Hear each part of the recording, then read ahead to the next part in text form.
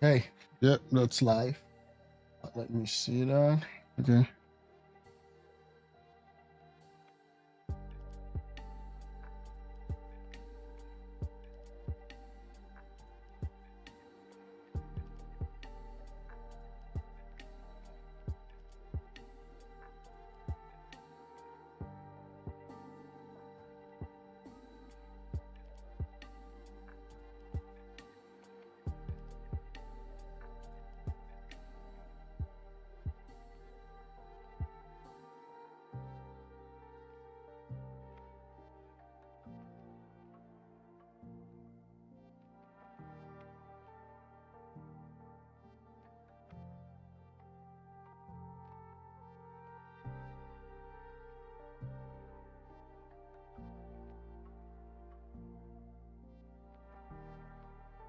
Hello guys, can you hear me? Yeah, just came back online just to see if I can cover some more topics. Yeah, how's everybody doing? Yeah, another week. Yeah, I know it's getting late right now, West African time, around 10:50, but it just felt like coming online to talk about, what has happened. What's his name? Charles Soludo is now returned as the governor of Anambra State, and that's quite impressive. Okay, so what does that infer? What can we infer from that? It's just quite interesting. It's just quite interesting that after all of this that has happened, there needs to be some, I'll say, come to Jesus moment for the LP. Okay, let me look at this. This is the deputy speaker. And look at the convoy. Quite interesting. Ị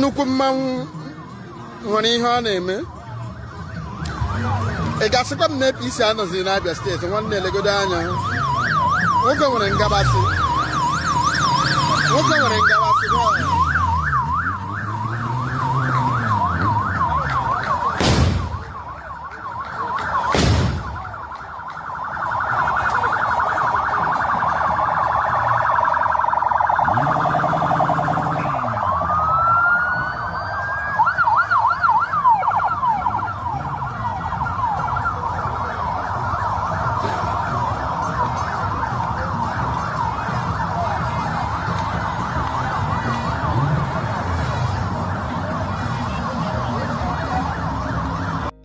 I see the car, renewed hope agenda car. The problem that I have is at times most of the things that we see on the internet and on social media is actually different when it comes to reality. There's been various, I don't know if it's skit or if it's real life, where people would take the postal stuff for Tinubu and say that, 2027 vote for APC. And then you see some people coming to kind of either flog them or kick them out of that spot. But when we go for elections and elections happen, the result seems to be different. And I don't want to believe that it's just monetization. That monetization is everything. I just feel that, I don't know. Maybe people go and...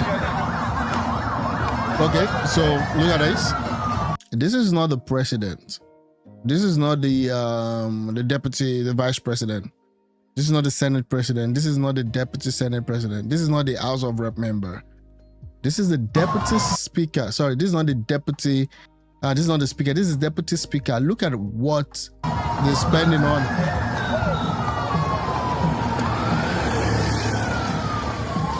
And I believe that car would be armored vehicle, bulletproof. Bulletproof, yeah.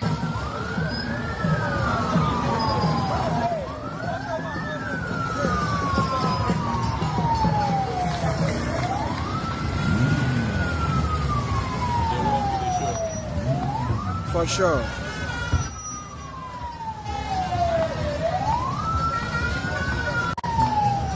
Okay.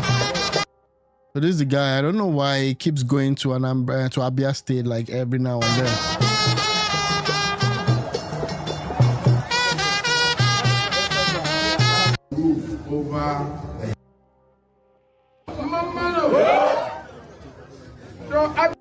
The guy likes feeling himself. Like, he just likes feeling himself. I don't know why.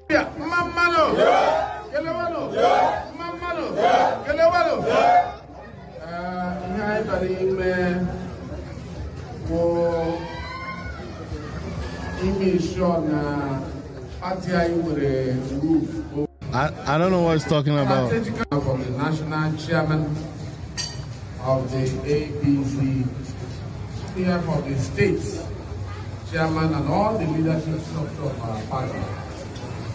Congratulate you as I commission this office for the prosperity of our party and the prosperity of the people of North Israel and the prosperity of Abia State and the prosperity of Nigeria. In the name of the Father, Amen. The Son, Amen. And the Holy Ghost. I don't say Alex Oti will be like, what's this guy's problem? The guy's been coming to Abia State like every now and then. I guess he has a mandate to deliver Abia State. I don't know how that would be possible. Because for the first time in a long time, Abia State indigents and citizens have seen, at least they've seen a governor that tries to do something. At least is trying to do something. The years of PDP in Abia State was catastrophic. There was a time that was just kidnapping that was actually prospering in that state. But now you have an Alex Oti who, again, I mean, not like, his politics, but he's trying to do something. Now you now have this guy coming from APC saying he wants to put his foothold in Abia State. and the funny thing is that as this guy is trying and hustling, Oti is not even allowing him to land. He will give it back to him. I saw in the other news how Alex Oti was saying that the guy is a victim of disinformation. Again, I don't think Abia State will be in play for APC in 2027, but at least they're going to spend their money there. They're going to spend a lot of money there. The only problem I have is that LP is not in very, very good shape right now. This is not how you win. You need to reorganize yourself. I don't know. This might be my own thought that Peter Obi has abandoned LP to just maybe die a natural death. He keeps saying he's in the LP party, but we all know that their showing in this last ANAMBRA election was abysmal and woeful and bad. And you can't win politics that way. I'm sorry, you can't. I wish we could. They need to sit down and come together and look at how things will work. Again, I just saw this. I said I should just smile. I wish everything would work. I don't know what's happening with Arise TV. I don't know, you guys. Do you know what's happening? I don't know. This guy's been trending. Femi Lazarus. What's happening? I'm saying you go with your own mentality. They don't have things they touch. Think again. I'm not trying to convince you. I'm saying you go with your own mentality. Let me teach my own people. Somebody will come back to beg. It is Nigerian youth that insult pastors. Politicians don't, because they know those who are covering them. They don't have things they touch. Okay, so this guy's been trending. Let me see if I can get anything relating to him. People are like, I don't listen to him anymore. The guy's been waiting in. I saw his take with respect to Donald Trump. Questions US motive. It's trending because the pastor sided. Look at this, guys, bro. No. Femi Lazarus is trending because the pastor sided with the shy Islamic group, saying there is no religious war and Donald Trump wants to invade Nigeria to take his resources because President Tinubu is doing something right and America doesn't like it. He added that pornography is the cause of poverty for many. Really? Bro, what are you talking about? In the excerpt from an 11th series, Operating the Corridors of Power, Lazarus talked about distractions and limitation. Deep into the message, Lazarus said a lot of Christians are economically misinformed, unlike Muslims. That's why they took over Kaduna. What? They added that under good logic, America blocked Nigerian purchase of weapons. Yeah, we listen to. Let me just listen to what he has to say. When we start Matrix, I will prove it to you with documents that the world has never had religious wars. Nothing like that. Everything is economic. Everything. buy land. Even if what you plant there is tomatoes that you know is authentic that God made for the sake of your health. The days that we are... The world has not had religious war. Really? Really? Have you heard about the Crusaders? Have you heard about Al Qaeda? Now, it might be mentioning this in context, but again, when you're mentioning something in context and you're not fully aware, so what happens to the priests? What happens to the pastors that are being killed? The churches being burnt? It's economics? I don't know, but man, living has become treacherous. And I've asked the question, is it a coincidence that at the time they are bringing GMOs is when they are killing our farmers? They've made agriculture a place that people now dread to go. This guy is going full conspiracy. So who are those killing our farmers? They are afraid to plant. And the essence of all these things is not preservation, but control. And they usurp control because they are funding distraction. See, what God wants is unprepared, trained. And that's why I'm saying that it will be dangerous for the church to make the same mistake again of locking young people in church who are just praying morning, afternoon, and night, praying, not developing themselves, not preparing economically. Okay. And they want to go out and say they speak in the corridors of power. As what?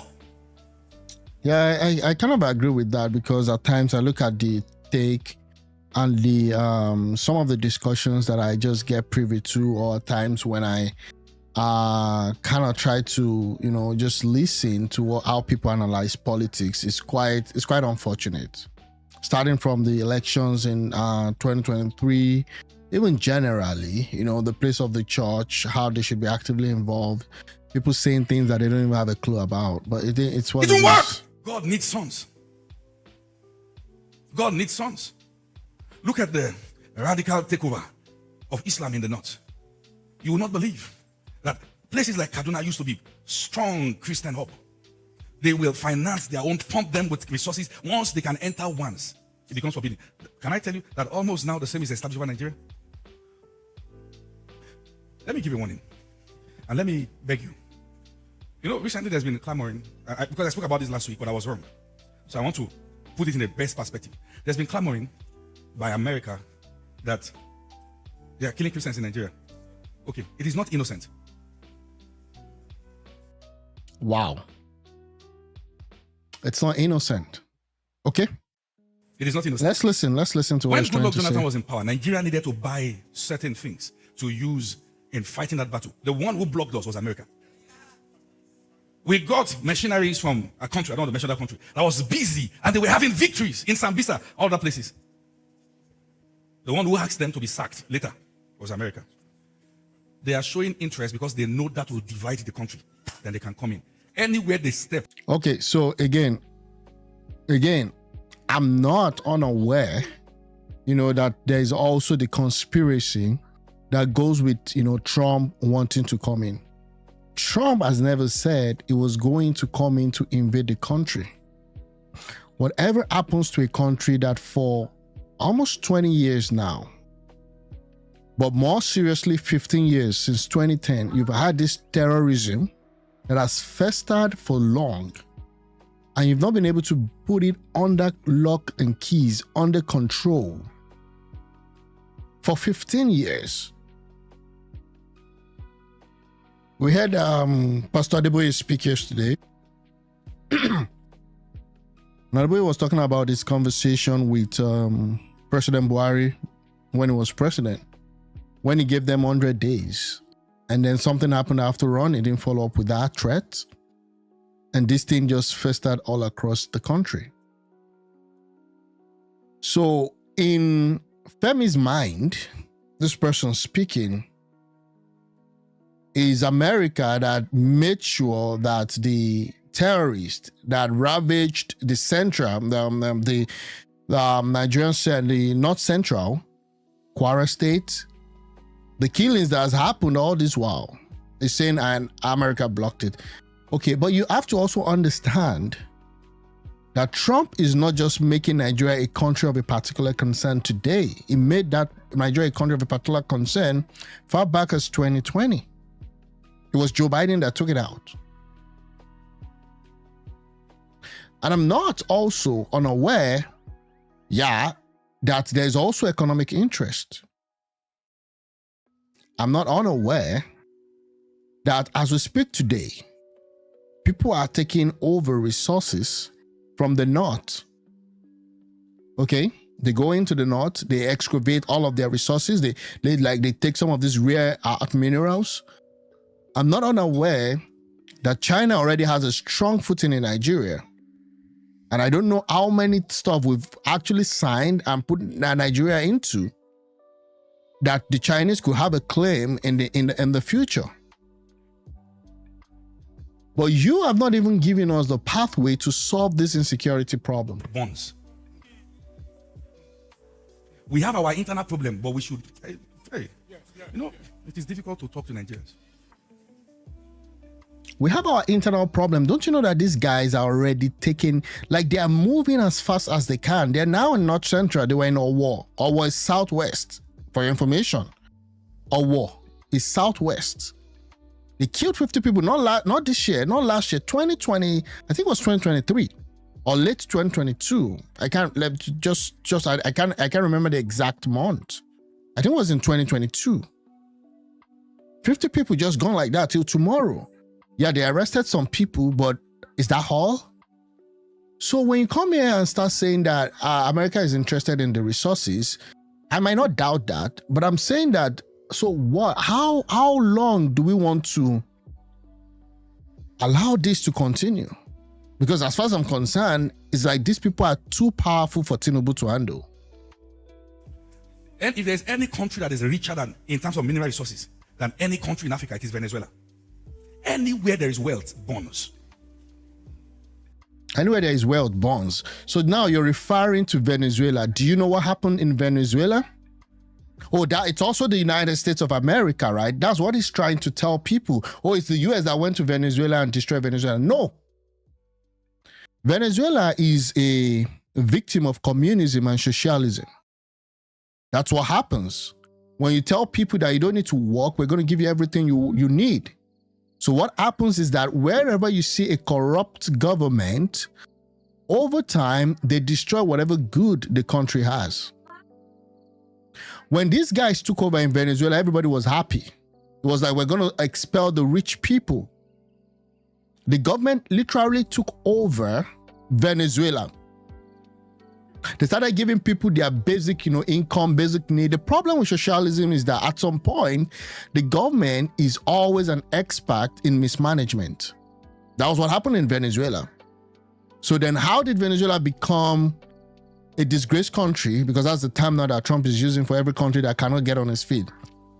You know what happened during 2020 when we had COVID? And the price of oil went below zero for the first time. People were like, you know what, we don't even need this crude oil anymore.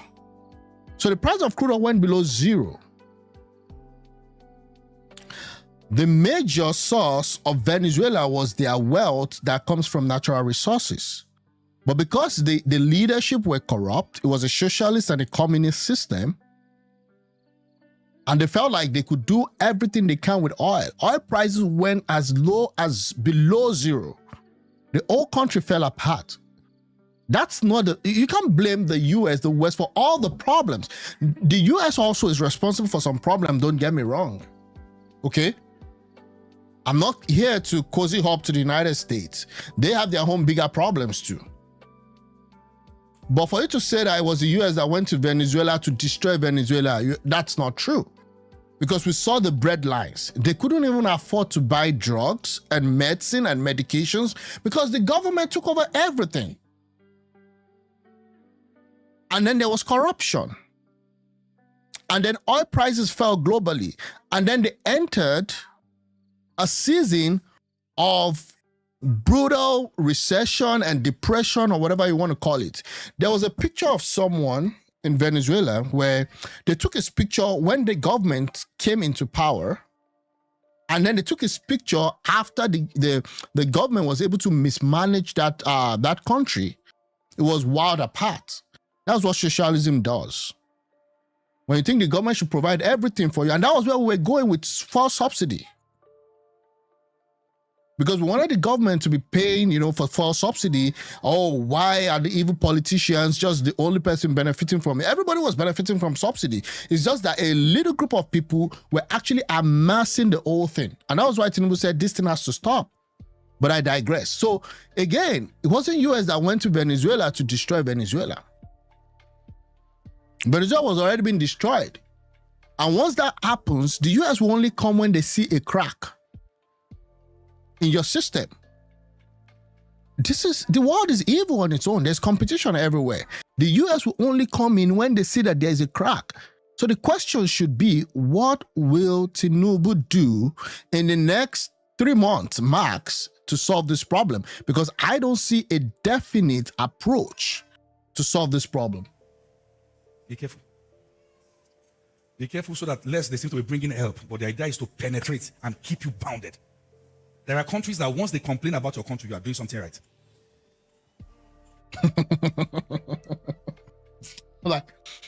So Trump,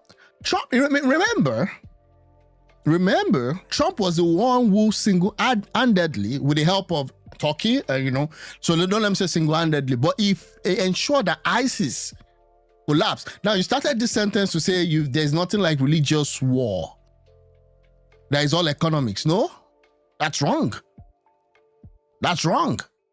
There's been cases of religious war. Even the Crusaders also, who were Christians in this case, that said they actually wanted to go to liberate the world from Islam. So there is what we call religious war. Okay? Now, you could now say that there are other things that actually either boost us that. Anyways. All right. Back to teaching. We need people who are informed. See, starve your distraction. There are things they don't want you to see. Hence the reason why they are pumping resources into your distraction. Who is financing pornographic sites? Ooh. But are you aware that that's one of the leading causes of poverty?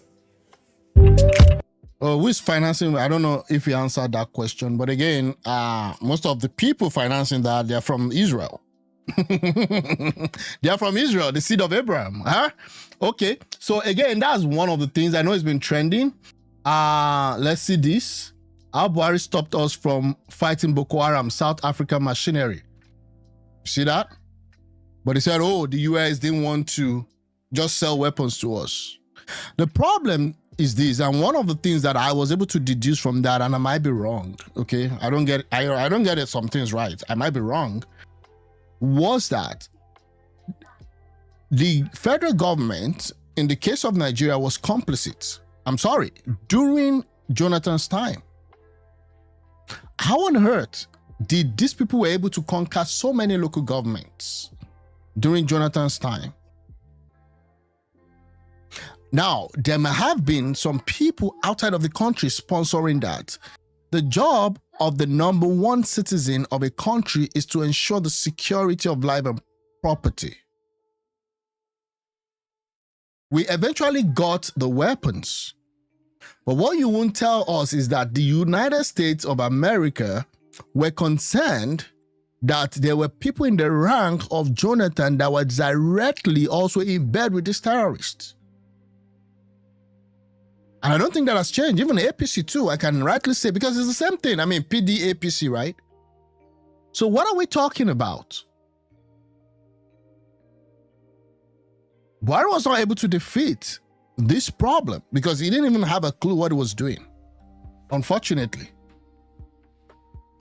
I genuinely like Femi Lazarus and some of his messages. This is one of the content internet pundits. My admiration for him once led me to his church, Sphere of Life in Ikeja. However, I've noticed that he's been changing in ways that aren't admirable. So I've never really been a fan, but I think he's been doing good works, Femi Lazarus. So I wouldn't, come against him on that. I think he's been doing good works. Again, what I believe is I don't believe in one man Messiah stuff. Jesus Christ is the one that came to die, and he died for everyone. And once that is done, I don't believe in any activists. I don't believe in any. It's the people that have to bring themselves out of whatever situation. Now, don't conflict that with someone really having a vision to do something and doing it. I believe in that. I believe in, like, oh, I have a dream, like one man stuff. I believe in that. But I don't believe that there's one Messiah. Because even that one man will still have to use people or work with people to accomplish that goal. So this guy is saying that Femi Lazarus has changed. Oh, okay. My message to him is simple, brother Femi. If you cannot condemn the mass killing in Nigeria, it's better for you to remain quiet like some of your fellow pastors. I agree. You don't want to explain this thing. The truth is, are people dying? Yes. Who are killing people? Are they pastors? No. Are pastors killing people? Are Christians in the north killing people? There may be one or two instances where that would happen, possibly where there's a reprisal attack or where they're trying to fend off an attack, but they don't go right. I don't see people coming from a church or you see a bishop or a reverend saying that, oh, you need to understand some of this Christian group, it's poverty. As if, like, I saw this guy, Sheikh Gumi or whatever his name is, saying, and you have to understand it's poverty. It's poverty. So the poverty is only affecting Muslims, not Christians. Anything that makes someone take a gun to kill his fellow human being in the name of whatever, the person that kills has already agreed that is no longer worthy of living. And I just hope you don't joke with the threat that Trump has given. Trump is a madman. I keep telling people, he will tell you like that, like play overnight.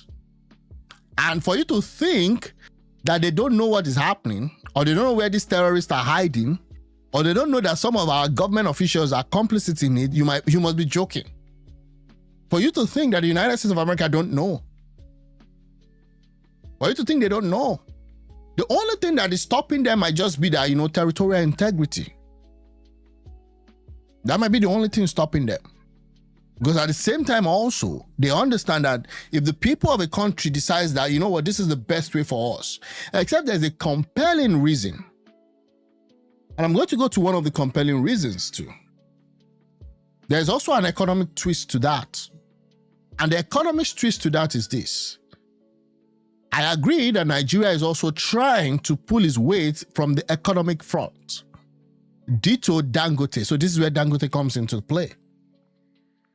The refinery is working. Dollars is falling. Naira is gaining. US is fighting China. China has rare earth minerals. US understands that China has already expanded their reach in Africa. And Nigeria and Africa used to be one of the very closest allies of the United States. So yes, there is an incentive from that. And that's why China came to say, oh, the US cannot just go in and invade. He never said he was going to invade. He said he was going to come and bomb the terrorists. So the problem is that people are like, oh, if he says that, then there may be a possibility that these people would actually come in and stay forever. No. So Trump has made it clear since he got to office that he's not going to get himself involved in international problems or international conflicts. And he's been living true to that word. He was the one that even started saying that, we're going to bring our troops back home. He's been trying to solve the problem with Israel and Gaza and the Palestinians. He's been trying to solve different problems across the world. I mean, these are facts, not just emotions. He waded into the fight between Pakistan and India. And the Prime Minister of India, actually acknowledged that Trump helped them. The same thing with Cambodia and Thailand. They said, oh, Trump was actually instrumental in that. And when he went to take out the nuclear weapons in Iran, he did it within few days, giving Israel the strategic alliance that they needed to blow up that nuclear facility. Because we cannot allow an Islamic country to have a nuclear weapon. Not a country like Iran that when you want to start a meeting, you'd be like, okay, let's have a word of prayer. When Iran wants to start its own Congress, you know what they do? Debt to America, debt to Israel. And Iran has been sponsoring terrorism all around the world. So it was like, you know what, you're not going to have this weapon. And it tried to at least deter them. They took out some of their major nuclear scientists. And that's over. Like, it did it within the time that Tinubu was thinking, maybe I should even condemn the killings in Benue. That was when Trump did take out that nuclear weapon of Iran. So he's not going to be risking the life of his army to come and stay in Nigeria for long. He's just trying to tell you that, see, if we want to get in, we know where the terrorists are, we'll take them out. Anyways, that's his own point. So yes, people are saying this and that. Just tell that to the families of those that are losing their lives. Okay? The hypocrisy of some religious leaders. It is discerning to see some men who occupy revered pulpit choose the path of hypocrisy and political alignment over truth and moral clarity. One of such is Pastor Femi Lazarus, who recently claimed that Donald Trump's designation of the country of particular interest was not born out of genuine, but rather a plot by America to infiltrate Nigeria for economic gains. What does that mean? Anyways, it is what it is. But I hope that, people know what they're doing. If you don't want them to ravage your resources, which on a normal day, I don't know. The resources, China is even getting more benefits from it. How many times has that resources helped the common man? So the question is this, and maybe this is what you're going to be asking me. So why has Tinubu not really tackled this problem head on? Why has he not? Why is it that 2 years into his administration, we still have these people moving in? The whole Nigeria is not, there are some states in Nigeria, like if you had 3 major states in the US, that's the whole of Nigeria in terms of landmass. So don't let anybody fool you to say, oh, these people are coming, we don't know where they're coming from. If you don't know where they're coming from, so how come you were able to hold a peace meeting between the bandits? Now they call them bandits. Have you noticed that they've changed the calling of their names from bandits, from terrorists now to bandits? These guys are terrorists. They're not just bandits. So now they're making it kind of, they're trying to framing the whole thing in such a way that people can kind of take it as the normal day-to-day life. Before 2010, before 2001, we didn't have all these problems. Even ethnic clashes was not this pronounced. So now, instead of calling them terrorists, now they're calling them bandits. That is a group, like a band, causing mayhem. They're not just bandits, they are terrorists. They're terrorists. It's unfortunate. Like you would just kind of figure that out. And over time, they just kind of changed that. Oh, now it's like, because when this guy started, they were real terrorists. Now they say, oh, it's no more terrorists, they're just bandits. We've defeated Boko Haram technically. Oh, we've not defeated Boko Haram.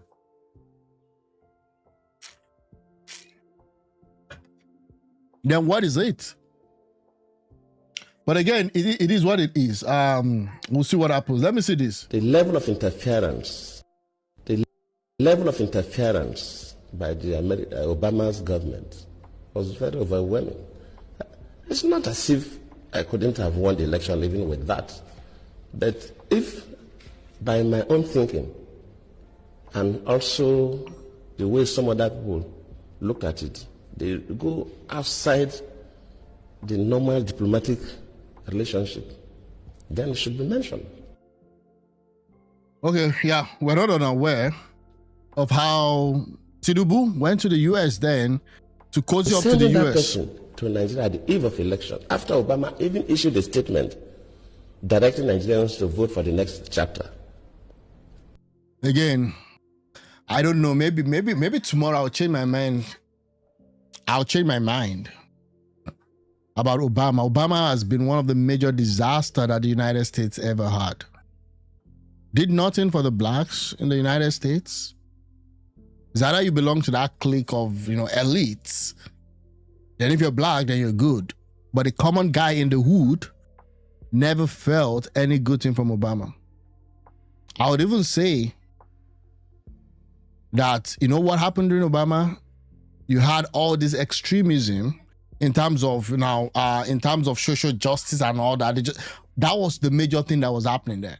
Black Lives Matter and all those things, making it seem like he was doing something, but it didn't really move the needle forward. That tells you something, and we should not sweep this things under the carpet.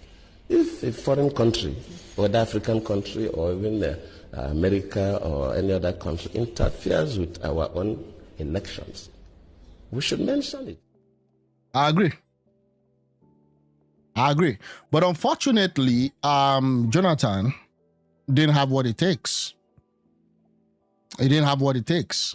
And that's the difference between a Jonathan and a Tinubu.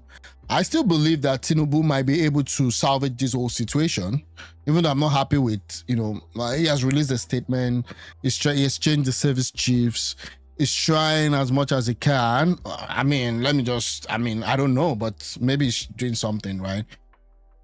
But Tinubu seems to be more coordinated. Jonathan during that time didn't even have a clue. And he came last week, a few weeks ago, to say, you know what, he didn't even know what was happening then. That maybe the military can tell us what happened with this thing, So again, it's quite painful. Immediately the Chibok issue came up, we expect Nigerians to be concerned. How do we get these guys out? Within a couple of days, we saw people going to the US would bring back our girls' placards. How? Why? And of course, the Mrs. Obama received one of those placards. I cannot take responsibility for the abduction. I don't control Boko Haram. They are criminals. What? That was the president saying that. He doesn't understand that the first thing that he needs to know is that his job is to take responsibility for every damn thing that happens in the country. And that's why I usually say this guy, I don't even know. This guy took us back. Obasanjo handed over a very good economy to this guy. Then we had a global world, economic crisis in 2008. Then it was Yaradua and this guy in charge. And the oil reserve was drained from the eye of $63 billion. That was what Obasanjo handed over to this guy and Yaradua. Was drained to the lows of 30. Despite the fact that there was a recovery that happened after that global economic crisis, there was recovery that happened. So oil price went back to the highs of 100. It was told that this guy enjoyed $100 average crude oil prices during his reign as the president, or during his service to the Nigerian people as the president. $100. Right now, we don't have $100. We're hovering around 60 and 70. Even with an increase in oil price, the oil reserve still went down. That was why when he left, Alison Madueke, or whatever it's called, the petroleum minister, she cannot come into that country. They were siphoning everything under his leadership. And unfortunately, we got another person in the name of Buhari that didn't know anything about anything. And that one also now took us way back again. Way back. So that when he was done with his own tenure, the reserve was around 4 billion, barely to take us even within days. That is the problem we're facing right now. That's the problem. And, Buhari came in with our deal with corruption, and all of those sayings. But the thing ballooned under him, unfortunately. So you are the president. It was your responsibility that no one life would be lost to banditry, now that they're calling it banditry, to terrorism. But as a president, of course, it's not the president that go to the field. You have oh my God. Security and intelligence officers that do the work. Presidents go to the field. One of the things, I played a video here in one of my previous streams, how Donald Trump was able to defeat ISIS. And he said when he was in Washington, the generals, because the generals are interested in war, and don't conflict two things. Trump may not be interested in coming to fight Nigeria and stay in Nigeria and live there for long. But there are generals under Trump that believes that they need to fight something. There are some people in the administration that believe that they should actually, it's play, we just go into Nigeria, we take it over. There are people inside every administration, there is one party that always wants war. So you, as the commander-in-chief, you need to know what you're doing. You need to have you have to be above every other person under you. Donald Trump was being told when he came in 2015 that you see this ISIS thing is going to take us so many years to defeat ISIS. Just the same way this Ahmed Guni or Sheikh or whatever his name is, he's saying that, oh, we cannot defeat this thing. So you know what happened? He went to the field. Donald Trump took a trip from Washington and went to the military base in Iraq. I played this thing here a few weeks ago, okay? And he went to meet the commander on the floor in Iran fighting. He said, why is it that we've not been able to defeat ISIS? That was what he said. They asked him, why is it taking you so much time? Oh, and then they have me, the general in charge of the battle in Iraq then is called Raising Cane. Go Google it, go search it up. I'm not going to play it here today because I played it here before.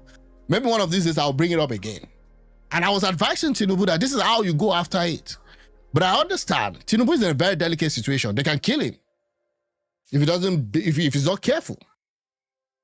Because these guys have been protected. Do you think people just come in, ransack a whole village, and they don't have powerful people behind them?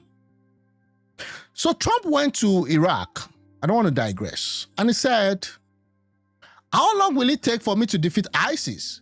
The general that is battling the ISIS terrorists told him it's going to take you 2 weeks. And then Trump asked him, why do you tell me 2 weeks? My NSA advisor, my chief of army staff, now I'm using Nigeria at the time we were using Nigeria, my defense, my Navy, all of these guys told me that it's going to take us 2 years. He said, well, the general on the ground fighting, so the person in charge that is responsible for killing Boko Haram, let's just assume that that's the kind of person he went to meet in Iraq. He said, and again, it was colorful when he was saying this, the people were laughing because it was just crazy the way Trump does, right? He said, well, this is it. We are actually eating them from this base. That if we get permission to move our base to that base and that base, that we're going to be bombing them from everywhere, that they won't know what the hell happened. That's his exact word. He said, why didn't the generals, the big guys in Washington, the big guys in Pentagon, he was asking the guy, now why didn't they tell me this? You know what the guy said? The general on ground in Iraq, when he did his visit, he said, well, sir, it's not in our place to tell you that because they receive orders. And Trump was mad. And he told the guy in Iraq, he said, okay, I'm going to go back to Washington. It was around Christmas. It was around Christmas. And why was he going to Iraq? They had this shutdown. Now, if you understand what's happening in American politics, they're currently having a shutdown now. So they had a shutdown and the Democrats were really fighting Trump.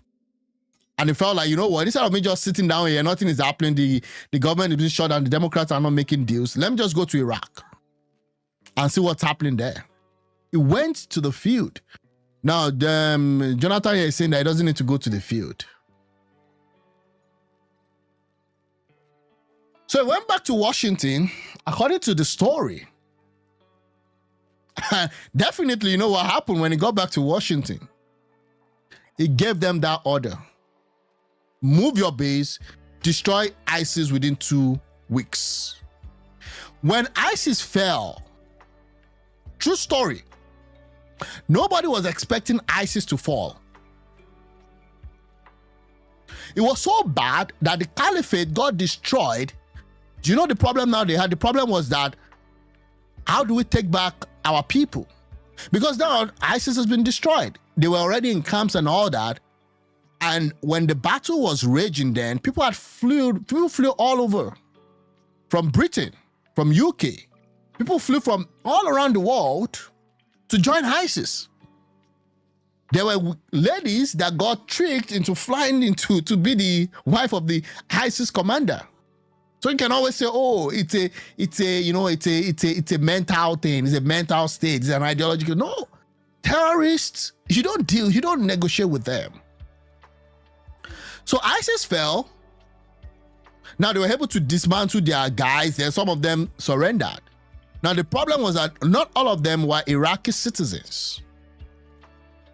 So then the problem became bigger. UK was like, ISIS has fallen now. So these guys that left from the UK or that left from other European countries, they wanted to go back to their house. UK was saying that we cannot take them back in because they already denounced their citizenship of the United Kingdom. There's a lot of cases online if you want to go dig further. Trump said, go take your people. ISIS has fallen within 2 weeks. Do you think that if there was no concerted effort to go after the terrorists, do you think they wouldn't expand? They would. Let me admit that, yes, maybe they do their best, but their best was not good enough for us to recover the girls. Their best is not good enough, is not an option. That does not mean that I'm trying to remove myself from any blame. Yes, but that's what you're trying to do. For the action, but I could be blamed that my security. Oh my God! Oh God! The only thing that was really, really fun in this guy's presidency, this Jonathan presidency, to be honest with you, it was just the way Patience Goodluck made everybody laugh. Because that was one thing that I missed after he left. And Patience just went away. I think she went to do PhD. I'm telling you. Intelligence system were not strong enough to be able to rescue the girls. Wow, it's quite unfortunate. But again, it is what it is, right? That's his own. So we're still talking about the claim of Femi Lazarus with respect to Does that name what's ring a happening. bell to anybody in the room? Does that name ring a bell to anybody in the room? Because your money, $697 million annually, plus the shipments of cash funds madrasas, ISIS, Al-Qaeda, Boko Haram, ISIS Khorasan, terrorist training camps. That's what it's funding. If you think that the program under Operation Enduring Sentinel entitled Women's Scholarship Endowment, which receives $60 million annually, or the Young Women Lead, which gets about $5 million annually, is going to women who, by the way, if you read the Inspector General's report, is telling you that the Taliban does not allow women to speak in public. Yet somehow does that name ring a bell to anybody in the room? I'm going to replay that because I want to show you guys something. Your money, $697 million annually, plus the shipments of cash funds madrasas, ISIS, Al-Qaeda, Boko Haram, ISIS Khorasan, terrorist training camps. That's what it's funding. If you think that the So this video is not a 2010 video. This is not a 2020 video. This video is a 2025 video. When Trump came in and he said, we're just spending so much money. Let's bring in some accountability. Good luck with that in any government. The worst news for any government official is for you to tell them that you want to bring some accountability to their work. A lot of waste goes on under the name of budget or government. This is a 2025 video. And this is what they're saying. Now, most of these monies are being funded through Boko Haram. Under Obama and Biden, USAID was funding Boko Haram. There's been extensive reporting on that one. So this is not conspiracy. I told you, Obama and Biden, they were not really a force for good. The whole world felt it. Ukraine was invaded under Obama the first time by Russia. And then Ukraine was invaded again under Biden the second time by Russia. Syria, Libya, Egypt, all of those crises were all propagated and was escalated under Obama right now. USAID. I don't know. The US was funding us. I was dumbfounded. When I went and asked, okay, this USAID has been funding Nigeria. How much has USAID been funding Nigeria? Because Trump was saying that I was going to stop all aid. I was like, how much? How much will it stop now? It should stop aid. Now Nigeria get oil, get money. Oh boy, I was dumbfounded. Look at how much. This money doesn't get to the average populace. So in 2023, we collected $1 billion from USAID in Nigeria alone. They said that money, some of it might have gone to Boko Haram. This is crazy. Do you see why it's very difficult for Tinubu to do this? And he has to do it because it's his job. I'm not the one that ran for presidency. I'm not the one that said I'm going to bring renewed hope. How on earth is Nigeria, USAID funding Nigeria for the tune since 2015 of almost $500 million? This is not Naira, dollars. Where's the money going? Who is benefiting from all these monies? Are they using these monies to recruit terrorists? Not bandits, they are terrorists. Highest in the decades. In the decade, 2024, 763 or 8. This is Punch. So this is not one guy or one reporter, fringe reporter. This is Vanguard, 876.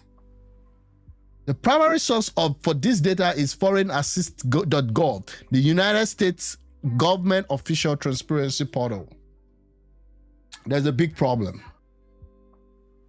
So again, I don't know why Fem Lazarus is not calling a spade a spade. Okay, I don't know why. But that was what happened. And that's the story. What can Tinubu do? I think he has to just play smart and try to also achieve report.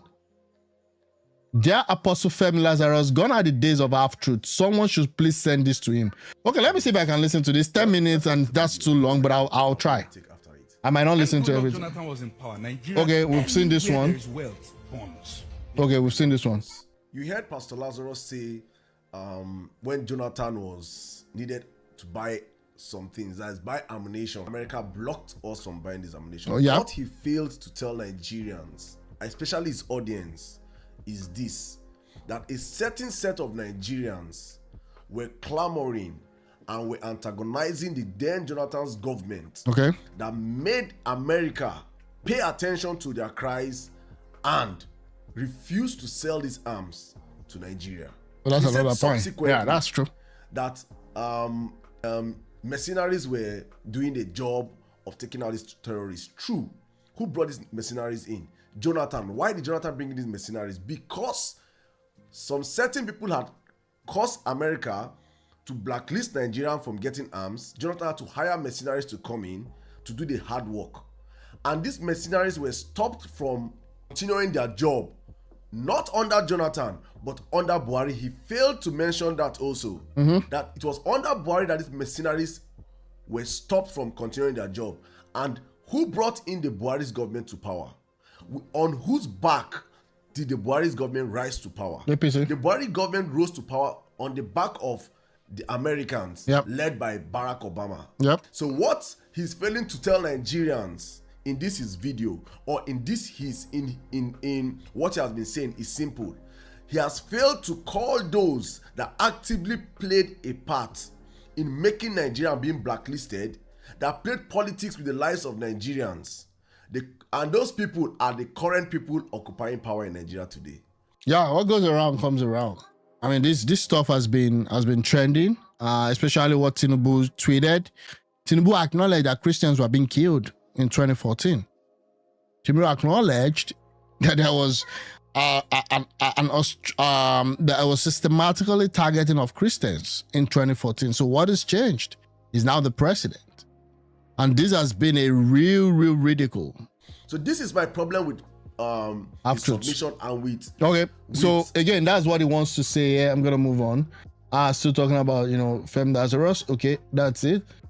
It's Nigerian that insult pastors. Politicians don't insult pastors because they know who is covering them. In other words, something that's just openly confirmed many Nigerian pastors and the Nigerian politicians are in bed. Okay, I think I've seen this one. Okay, so I mean, it is what it is. It is what it is. We'll see what happens from here. Let me see if I have some other things to talk about. But I hope that, you know,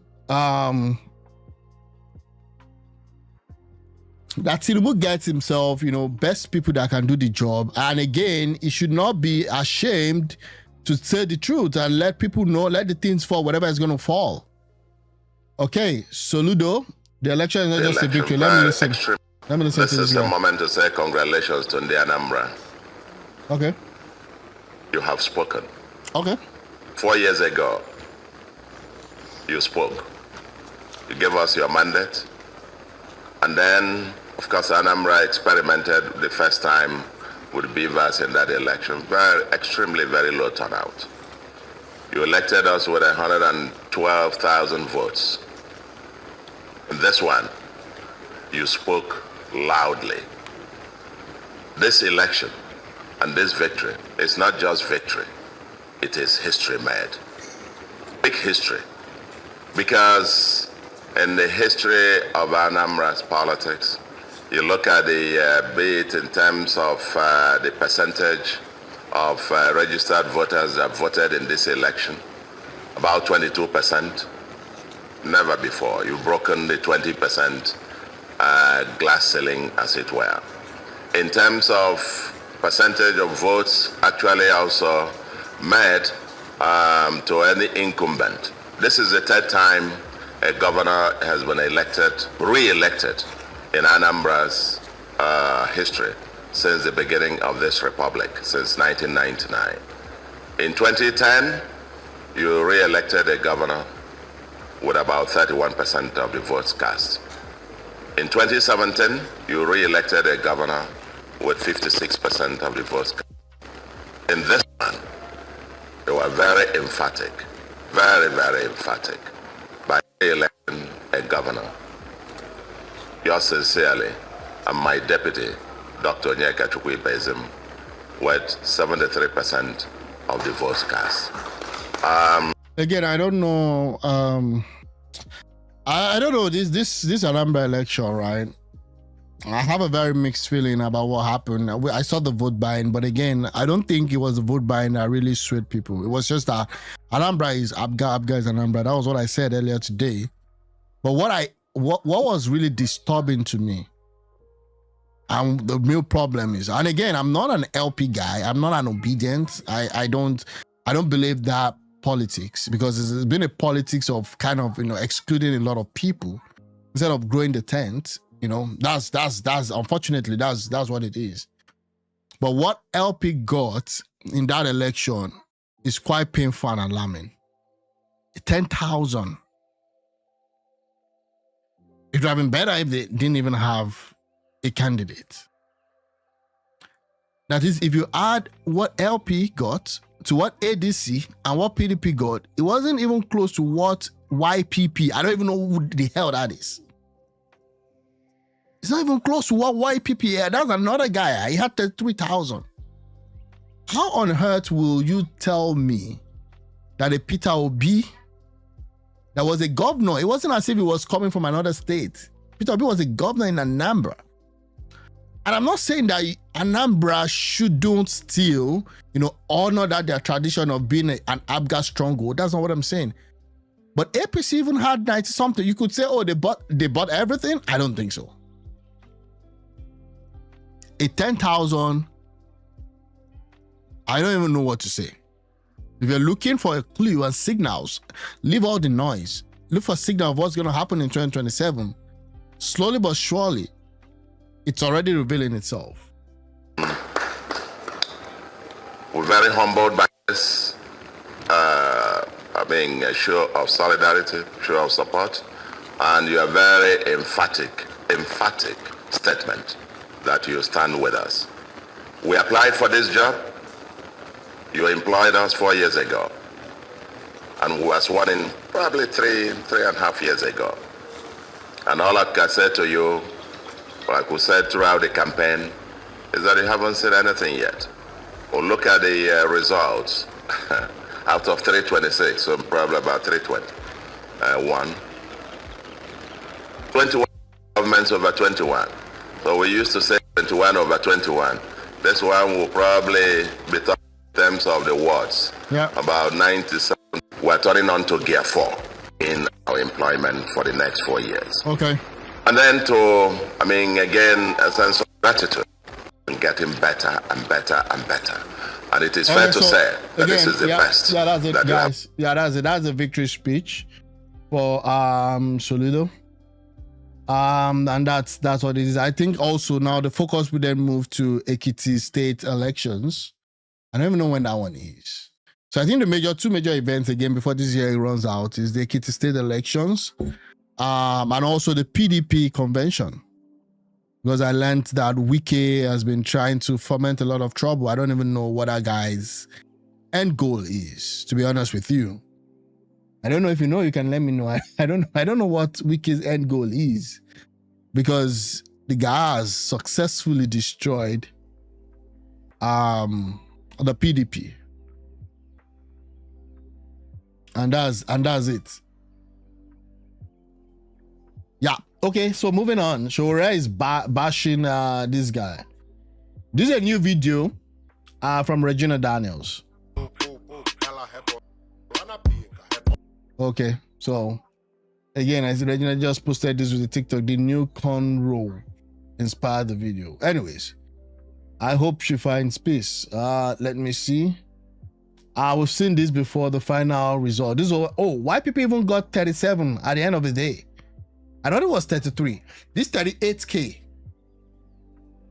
See, look at ADC. 8,000. 10,000. PDP 1,400. PDP that used to be the almighty PDP. It's now been toast to, at least they had more than the Yele Show Rest Party.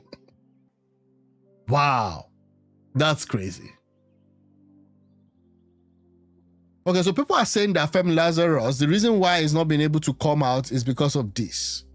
Wisdom is profitable to direct. At Femi Lazarus joined the APC National Youth Leader to inaugurate the so-called Young Believers in Politics Network. His panderings to the talking point of this government on the killing in the country has further eroded his credibility. I agree with that. I agree. The truth is that many pastors have been dining with politicians who are ruining our country. So this is Femi Lazarus. This is Dio Israel. This is an APC, I would say, stalwart. And then there's worshiping. Young Believers in Politics Network. Now, should there be this program? Should he have been invited to this program? I would say 100%. Okay? Yeah, you're the light of the world, right? It's not just in your church. This is an opportunity for him to showcase what he has and how, he's going to, be useful. But at the same time, you still want to say the truth. Whatever it is, whatever ox is God, you still want to say the truth. It's understandable. We've been a people who only shout but lack strategy. We would always be the first to shout anyone who wants to walk down. When we finally see it coming in the coming future, I hope you retreat this and apologize. Yeah, I think he should go ahead and do whatever he wants to do, but at the same time, he should call out the problems that our Christian in the North is having. Okay, yeah, that's it.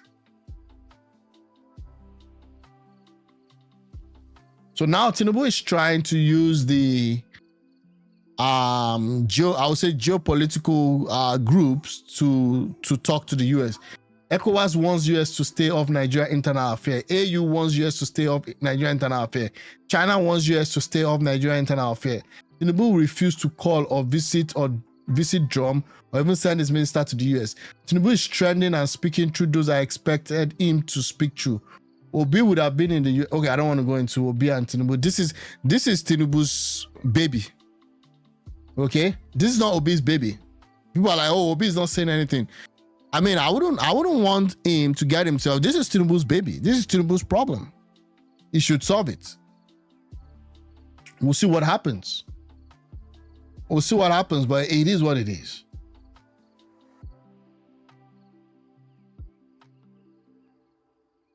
Yeah, it's snowing in Canada, and again, you see this senator. Oh, I don't want to play this, but this is Senator Tinubu. The problem is that once these politicians leave office or they're no longer in office, they lose a lot of their relevance. I'm telling you, and that's what happens. That's what happens. So people genuinely, they laugh me for getting involved in an election. Twitter people say, my phone is buzzing with people that matter in the society, congratulating me for the work I did. While refriends, they Twitter, they laugh. I don't know. I don't know what that is. What you did yesterday, that was not work.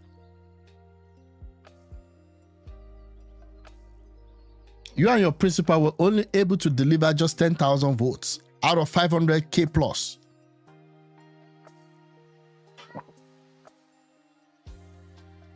Anyways, it is what it is. Okay, so that's just it. I don't know what this one is saying. The reason Nigeria is not moving forward is because of Yorubas. Okay, let me look at this one. I will be honest with you. If Yoruba people leave Nigeria under 6 months, Nigeria will be like a well-developed country. Nigeria will be well-developed than Dubai. Nigeria will be well-developed than America. I'm not lying to you. If you're honest with yourself, the reason why Nigeria still remains in this dark shade, the reason why Nigeria still remains in this stone age, the reason why Nigeria is not moving forward are because of the Yorubas. I won't lie you. I will be honest with you. This has nothing to do with tribe. This has to do with honesty. And being honest, yeah. The problem we have in Nigeria, number one, the problem that is disturbing Nigeria, that is stopping development, are the Yorubas. Because these people, anything that want to bring progress to Nigeria, they always fight against it. Let's tell ourselves the truth. Now, take example. They said, America said they are killing Christians. They are saying, okay, they are not only Christians, they are also killing Muslims. Then, we should allow America to come, cooperate with the Nigerian government to fish out the bandits. Now, look at the tactics Yorubas are using. Automatically, they are blaming Peter Obi already. Yes. Go to us.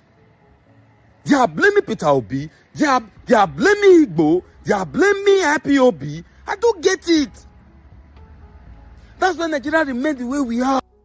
I don't even know what this guy is talking about. I don't know. To be honest with you, I don't know what the hell this guy is talking about. It's just, that's the problem. People don't know how to reason in first principle. And we're in the world of, technology, we're in the world of, whatever it is. Everybody now can set up a ring light to talk and just open their mouth and say what doesn't even make sense. And these are the kind of people that have been platformed. And the algorithm has been trained to hype these kind of things. The internet will be one of the major problems that this generation and the next generation would face. Because how will you sit down, open your mouth, from what I'm seeing, is not in Nigeria, he's not residing in Nigeria, but it feels like he's superior, he knows all the problems of Nigeria. Possibly he's going for his evening shift or morning shift or whatever. And he's opening his mouth and just say, oh, if the Yoruba leaves, Nigeria within 6 months will develop. I can't even, I don't even know what to debunk or what to say here, because this just doesn't make sense. Proverbs says that, you answer a fool according to his fool at times, so that he doesn't think he's wise. At times it says, okay, don't answer a fool answer a fool according to his fool, so that he doesn't think he's wise. Whatever the case, I'm not going to respond to this, because this is just BS. This is just BS. So they are telling Peter Obi to reconsider his presidential ambition. I really want to know what this is all about. Let me see this. ANAMBRA governor. That's talking about the gubernatorial election. This is 9th of November. Reconsider your presidential ambition. Lagos APC tells Obi. What's the business of Lagos APC with Obi? The Lagos State chapter of this, okay, has advised the 23 stuff, okay. Sheye Oladejo has given that advice. And it says that the outcome reflected a decline in the Labour Party's grassroots support and in Obi's obedient movement. The obedient movement, unfortunately, the obedient movement, they need to come to the realization that they are doing something very, very wrong. And except they are ready to have this conversation, then my advice doesn't even make sense. Like, let them do, like, he who is doing good, let him do good still. He who is messing up, let them mess up still. I'm not going to be advising the obedient movement because they don't even need my advice. They're very smart people. They want the best for Nigeria. They're sincerely intelligent. And we can see that in the results. All the elections since 2023, we can see that they've been doing very well. They've been doing very well. You know, they've been taking whatever wins they've got with strides. So I think they should just continue. Because if you advise them, they'll be angry. So these are people that voted for Soludo yesterday, saying that he did the roads for them. Let's see. Before, you don't go enter here. For every you go stop. But now you do this road, you see here. So evidence here. Okay, so well, that's what they have to say, that they're voting for this. So this lady is trying to say that you're not scared of Trump. Nobody's scared of Trump. Fight insecurity, and everybody will be fine. Syria, who is ruling Syria today? Taliban. In Afghanistan. The question is, who is ruling Afghanistan today? Talibans. America fought ISIS in Syria. Who is ruling Syria today? ISIS. America fought Iraq, saying that. Now the way he's saying is like ISIS is ruling. No, ISIS is not ruling. But the guy that is now the current guy, okay, in charge, technically was loyal to ISIS and was one of the fighters of ISIS. And why is the person ruling Syria today ISIS? Because Trump is like, you know what? I'm not going to get myself involved in all of this nonsense politics. Why is the person ruling Afghanistan today Taliban? Because Trump said, it's over. We're bringing our troops back home. So again, when you people come online to talk, you have to put perspective to things. Why is Taliban ruling Afghanistan today? Because Trump said, no longer are we going to be supporting whoever government the United States under Obama tried to rush, and even also some of the Republicans too. So it made them know that, you know what, if it's going to fall, let it fall. It's their problem.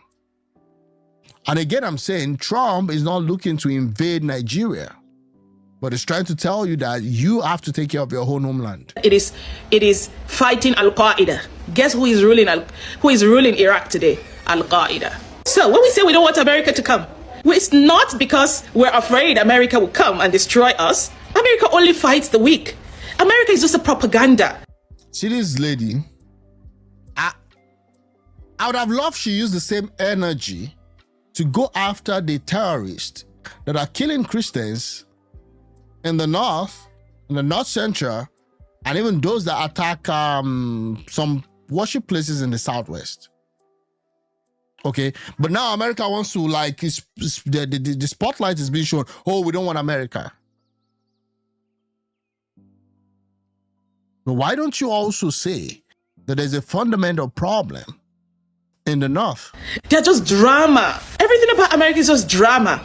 They don't need your suffering. They don't need the war. What they need is control. So what they will use is they use the weakest people, the ones who have the most radicalist mindset. They pretend to come and fight them. After fighting them, they hand over power to them as a kind of negotiation for peace. And they allow these radicals to continue to rule by giving them what they want. That's what we are avoiding.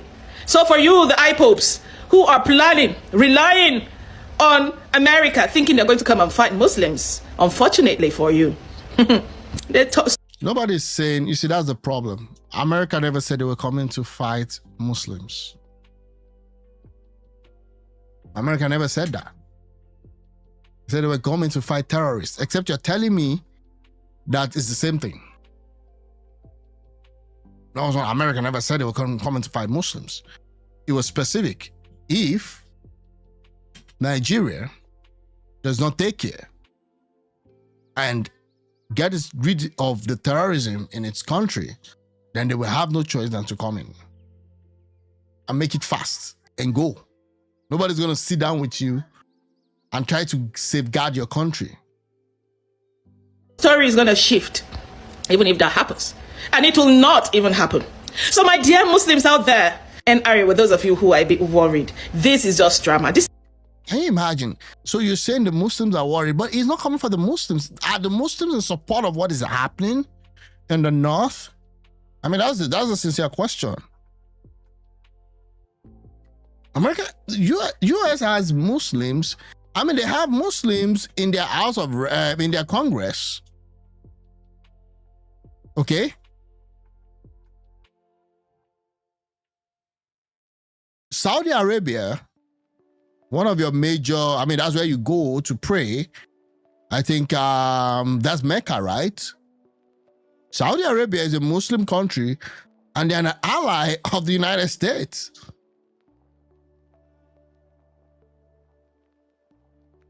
The Saudi princes are close friends with Donald Trump. So he's not coming to kill Muslims. He never said he was coming to kill Muslims. Except you're telling me, except you're conflicting both, except you're telling me that they're the same, one and the same. I thought he was talking about the Islamic terrorist. So what are you talking about? It's only you just putting on makeup and coming out to talk about what you don't know. It's about you understanding the context of what he said. This is just propaganda. And let me tell you, I say it again, it's not going to happen. Trump is just bluffing. He's just bluffing. He's just using us to catch crews. I tell you that. He's just trying to hide the fact that his government is failing. That's why. What's your yardstick? What's your yardstick? His government is failing. His failed government is still, at least in a way, still getting some things done. And again, Tinubu's government is not a total 100% failure. I've talked about the reforms. I've talked about the forex reforms. I've talked about the economic reforms. I've talked about how good he's been actually trying to take Nigeria out of the hole that Buhari and Jonathan put us into. You may not like it, but that's the truth. The reforms are painful and bitter. But there's been nothing from the, from the security point of view that I can say this is a real success. I'm not saying it's not trying, but it's not working. A country like America can be bullying a country like Nigeria. Imagine. That's a big shame. You know, if it were to be the times of their high glory, Americans will never tell you they will stoop low to fight Nigeria. They'd rather... He never said he was coming to fight Nigeria. Where are you getting your news from? I read the tweet here. He wasn't coming to fight Nigeria. I'm even saying that this is an opportunity for Tinubu if he wants to use it. Because I believe that this thing is complex. And Tinubu is also trying as much as he can to keep his own life. These people are powerful. A group of people that goes into a prison and release their terrorist member is trying to tread carefully, especially knowing that the support he got, the reason why he's president today was the North. So he's trying to tread carefully, but again, it's not sufficient. So nobody's coming to fight Nigeria. And America is not coming to have a base or sit down in Nigeria. Say they will send neighboring countries that will just fight us for them to stoop this low. They bullied so many people and now their game is getting caught up with. So they're looking.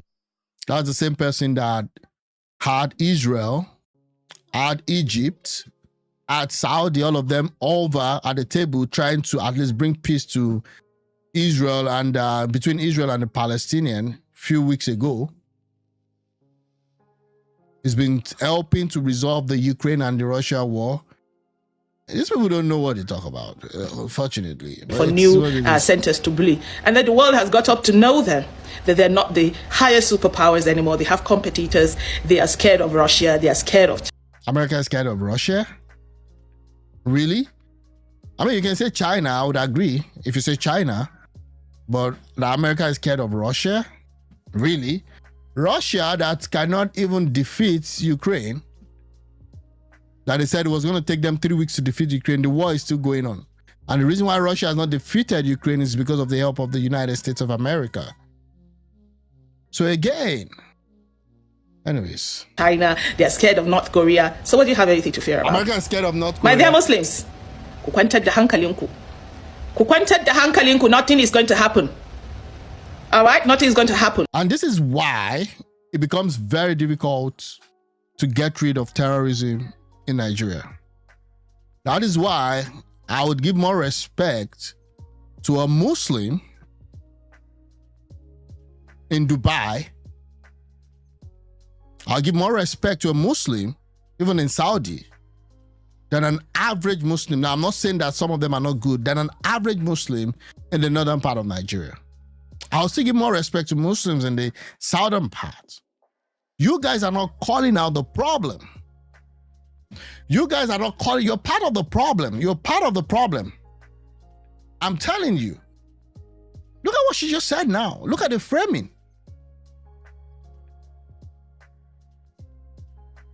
Look at the framing. I don't even know what to say anymore, to be honest with you. I don't know what to say. I'm going to play this for you. Again, another Muslim person, high up there, making things happening, trying to warn people about the danger of extreme Islamic stuff.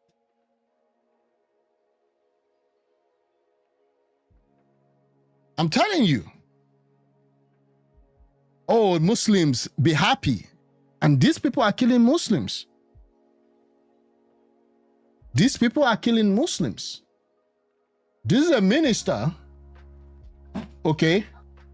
Look at what is to our dear sister talking. Listen. And let me say this in English so you can understand what I'm saying. I have translation. No, I know you have translation, but I just want to make sure you get it right.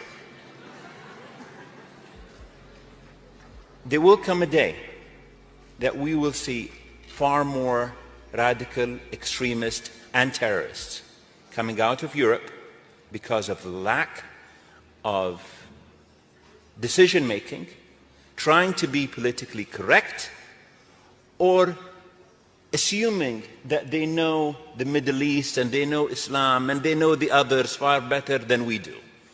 And I'm sorry, but that's pure ignorance. And let me say, pure ignorance. That's what our dear lady here is spewing here. Pure ignorance. Oh, Muslims, be happy. Muslims, be happy. When they were boasting Israel, how long did it take Iran to silence them? They started running away to Cyprus. And those are the people that were indie fraudsters say they are copying, thinking America scares us. America scares us not. And if you are getting scared out there, better put on your thinking cap and move on with your life. America is not trying to scare anybody. I mean, America can't be scared of you. They sent almost 1 billion. USAID sent 1 billion to Nigeria in 2023. What are you talking about? I didn't even know they were spending that much. That's the problem. Let me see this one. So much entitlement mentality that they the fact that you talk too fast doesn't mean that you feel that they have the right to talk about other people's problems. They have this hero syndrome, thinking they are other people's savior. So they have the right to talk about you, but you don't have the right to talk about them. It's very funny. I had somebody, calling my name, barking, telling me that why am I not talking about Almajiris and the things that are happening in the north? Okay. The truth is, I don't need to talk about it. There are too many people talking about it. Your people are helping me talk about it. I came to this platform to discuss about how to re-educate Nigeria on the benefits of each region. I was attacked by some people, and I decided to make them an assignment. The more you attack, the more I will talk. That's the fact. Nobody has a monopoly to talking about. There's nobody that is saying you should not talk, young lady. Okay. Other people. There is nowhere in this country that is not having insecurity issues. Can you imagine? Oh yeah, like in the Southwest now, they are bombing churches. They're killing priests. Again, I've been here saying that I'm not happy with the way the president, Bola Ahmed Tinubu, has handled the situation in the Southeast. If you've been following me on this channel, I've made it clear that not 1 inch of the country should be suffering from insecurity. And I put that on the table of the president. This is not last month thing. This is not 2 months. I've been saying this thing for the past how many months? Even before Trump woke up and said, oh, what's happening in Nigeria again? So when you come and say, oh, insecurity is happening everywhere. Like, dude, what are you talking about? What are you really talking about? To everyone his own. But again, there's a melting point.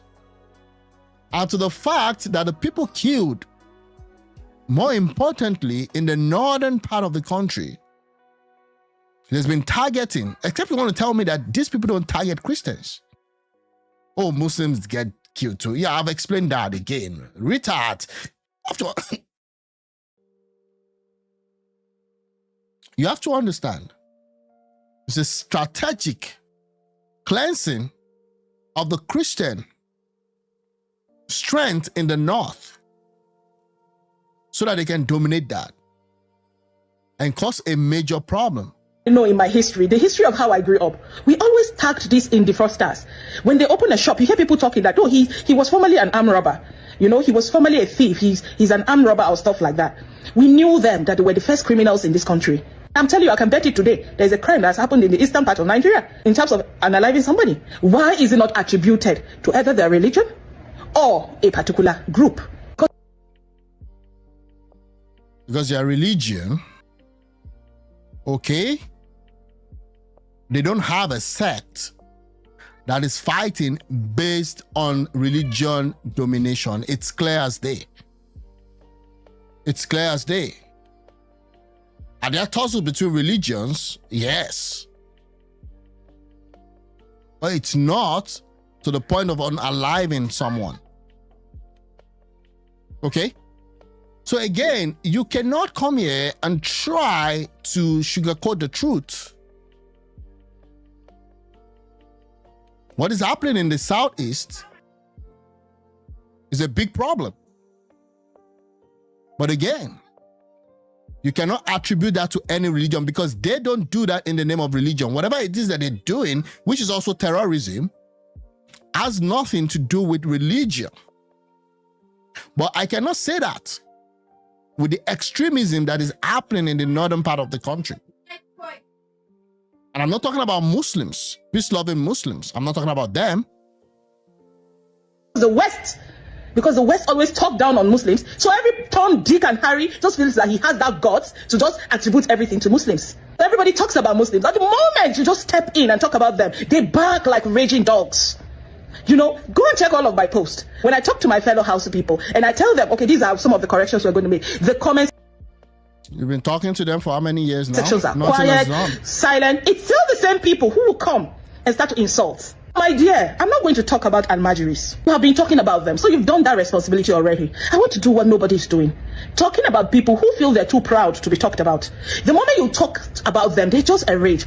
Every Tom, Dick, and Harry talks about Muslims, talk about Hausa, talk about Fulani, when they have their own impending problems. I'm going to tell you, no, the problems of northern Nigeria is so much. Should we start talking about the statistics of your own? Should we start calling every single kidnapping case and every single crime that happens, even neighbor to neighbor, friend to friend? Should we start calling it out and making it about you people? Would you be happy about it if we generalize? Look at the case of this young man, Fish Magnet. Guy, what is she talking about? I know she's going to talk about fish magnets. She's going to talk about fish magnet. One person. And again, can't you see what is happening? You're talking about fish magnets. Okay? Who is going to court every week? Even though I don't even like him, I don't like his politics. Who is in jail? Who is in custody? Who is in custody? Nnamdi Kanu. Where are those people burning churches, burning all of these things in the north? Where are they? Where is the judgment given to them? Now they've pushed the Nnamdi Kanu's judgment, which I don't even understand. Like, I don't even like him, right? You understand? You know, Nnamdi Kanu. It's not me. I'm like, again. But who has been arrested? In Finland, Simon Ekpa, that another riffraff, has been sentenced to jail. But you're here trying to talk, but you're, oh, okay, fine. So he's been arrested. Simon Ekpa is been charged and is going to jail. Nnamdi Kanu has been in jail for how many years now? And there's been a lot of killings happening also, that is by the Nigerian military in the southeast trying to actually salvage the whole situation. But how come when it comes to the north, you're going to say, oh, you cannot kill them. We need to talk to them like brothers and sisters. We have to give them amnesty. So what are you talking about?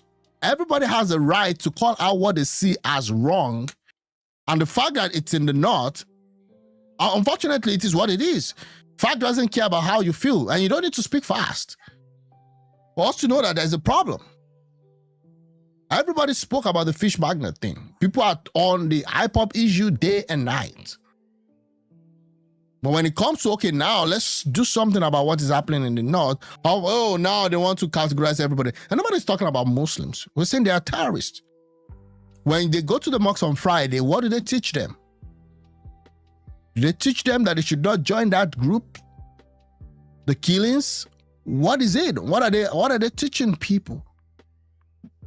People generally have a soft spot for this kind of thing. Here, who was selling his franchise, and a group of young men attacked him and killed him. Oh, I guess if that happened in northern Nigeria, it would have been the whole of the lives of all Muslims that will be talked about. No, it's a lie. Nobody says that. This is just a low IQ. I don't even know why I'm even reacting to this thing. To be honest with you, I don't even know why I'm talking about this. The prophet that is in his grave will start receiving news that something has happened. Because no, you are entitled to having bad people, but we are not entitled to having bad people. So because the West use the same style, you think you can use it at home? No, not everybody will agree with you. If the rest would agree with you, I would not. It is a pledge I have made to myself. As long as a single comment bullies my people, my religion, I will come for you. It is a promise I made. Because nobody has monopoly to talk about others, and we should not talk about you. They say we have almajiris that are begging. Should we talk about your oloshos? Should we talk about your baby factories? Should we talk about the number of northern Nigerian children that are kidnapped every single day to your areas? Should we talk about that? So why do you think you have the monopoly to talk about others without you being like to be talked about? It's give and take here. Okay, it is what it is.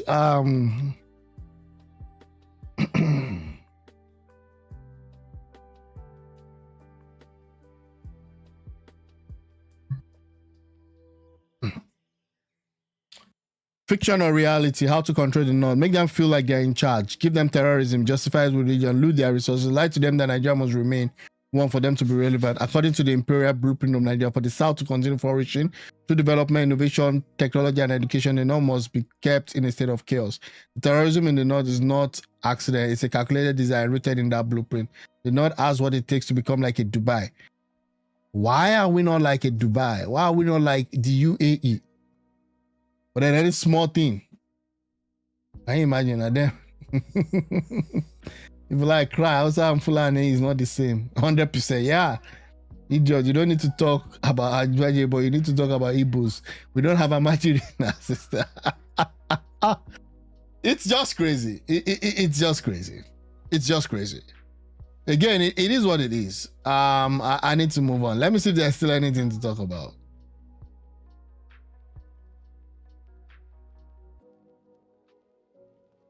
Yeah. Okay. I don't know what this is. I like.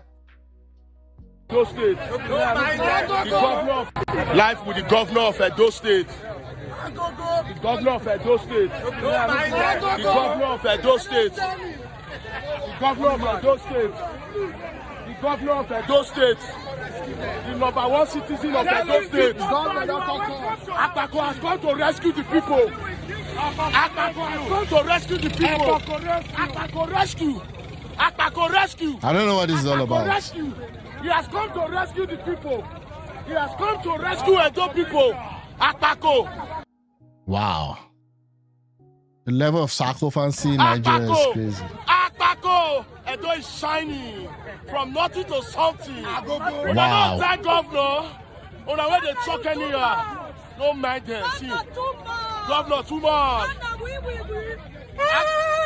No mind them. Man, this is crazy. Oh, let me see this thing. Men are very, very cheap. I can call 10 girls now and they'll be there easily. Men are not the price. DJ Dimpo and her friend. Let me see this. And they will rush. Like, they don't know where walk. But woman, before a woman will leave her house to see you, maybe you don't whine and you don't give her money. At least she will stress you a bit. But men, I do not need any stress.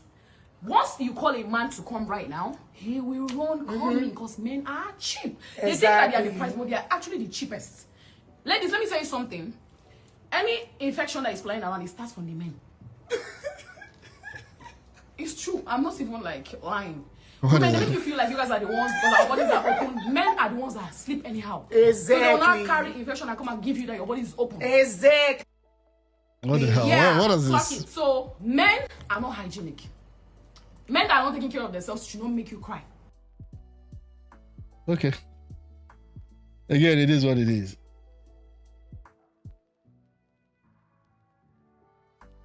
What's this? Let me see this. Yes. Wiki. U.S. President Donald Trump has declared the former... No, I don't think this is real. I mean, I have to. I don't think this is real.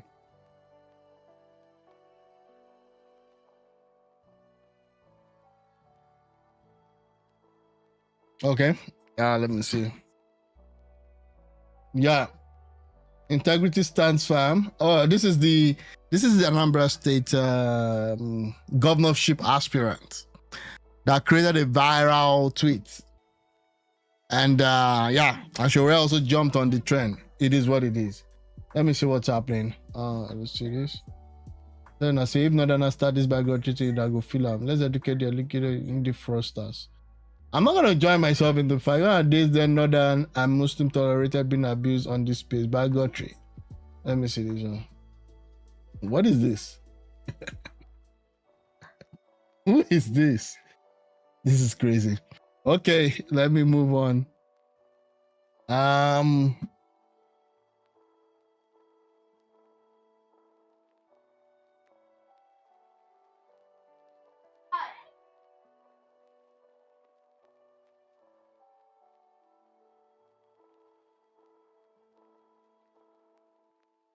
Okay, let me listen to this guy. This guy. I discovered this man also. Burna Boy's song, As I Dey Hustle Like Adebayo Ogunlesi. You know that there's a song anyway. So okay. Anywhere I go, mo lati pada sile mi. And in that phrase, he has, a whole line that celebrates this Adebayo Ogunlesi. So I said, who is this guy? So I started studying. Now, sometime last year, 2024 or late 2020, last year, 2024, Adebayo Ogunlesi broke the internet when his company was bought over by BlackRock. BlackRock is one of the major investment, firms in the entire world. And they bought his shares, they bought over his company for $12 billion cash, $12.5 billion, and then stock options. So the internet scattered. Prior to this time, he's a quiet guy who has always wanted to be, outside the limelight. But a powerful achiever. So, a lawyer turned investment banker. For many years was a Wall Street banker. The first and only black guy to rise to CEO directorship levels in the Wall Street Bank in America. Okay. Banking in America is a traditionally white institution. You now see this black guy. It's not just needs. So this guy takes his small network of success is money. Why is it so? Why is it so? It's money. It's an era we live in, and it's compounded by social media. Okay, because money and water shows you the finished product, whether it's the individual, the struggle, so you never see the process. The struggle. You don't see the struggle. Yes. Yeah. So you see, stories like this show you process. An Instagram page doesn't show you process. It shows you a finished good. It shows you a finished individual. It shows I agree. You they are fake finishing. A lot of it is fake. A lot of it. If I want to look at it down there, the 24 hours today, most of my day I've been rough, I've been hustled, I've made this. But when I want to show the Instagrammers, I'll go and do my makeup. I'll go and sit in a nice corner of my house. In fact, you should be skeptical at any picture you see on social media because that is the world we live in right now. That's the world we live in right now, and it's a big problem. That's why you see people dying of depression, and you know, they have all these problems. Because why? Because we've been able to elevate fakery and make it real. There have been cases where you see people dancing, and then just 2 weeks after, you hear this person died from depression, was suicidal. You must be able to insulate yourself from all this internet drama, the internet lifestyle. Because yeah, it does elevate misery at times. And we're in a world where the algorithm has been kind of, you know, tweaked to favor this kind of a thing. The billionaires, they believe that the poor people, this is what they need. That dopamine, right? It's quite unfortunate. And it is what it is. It's fiction, as far as I'm concerned. It's fictional. A lot of the images we put out there are fictional elements of our life. So this is the guy she's talking about here. I've known this guy for a while though. Yeah, 2.5 billion net worth as of 2025. Silent achiever. I mean, this one won't come out and be saying money na water, right? But again, quiet, and he does his own thing. But another thing you're gonna also see is that, you know, he's not even in Nigeria. He's not in Nigeria. He's a Nigerian, but he's not in Nigeria. He's not based in Nigeria. Okay. They are how we want our lives to be, right? They are the 1 minute of the rest of the entire day. They're just a simple nugget. They're not the entirety of our lives. Yeah. But that's what we're putting in front of children now. And the whole generation is seeing finished goods. Finished. They're not seeing the factory. Is this encouraging fraud? Because you see young persons now. Of course, it does. They are Yahoo boys. Yeah. And they are proud of it. Yeah. You see young ladies. Yeah. They are on the streets. Yeah. You know? Yeah. I mean, to be fair, I wouldn't say it's a compound of other factors. It's also a factor of when merit fails.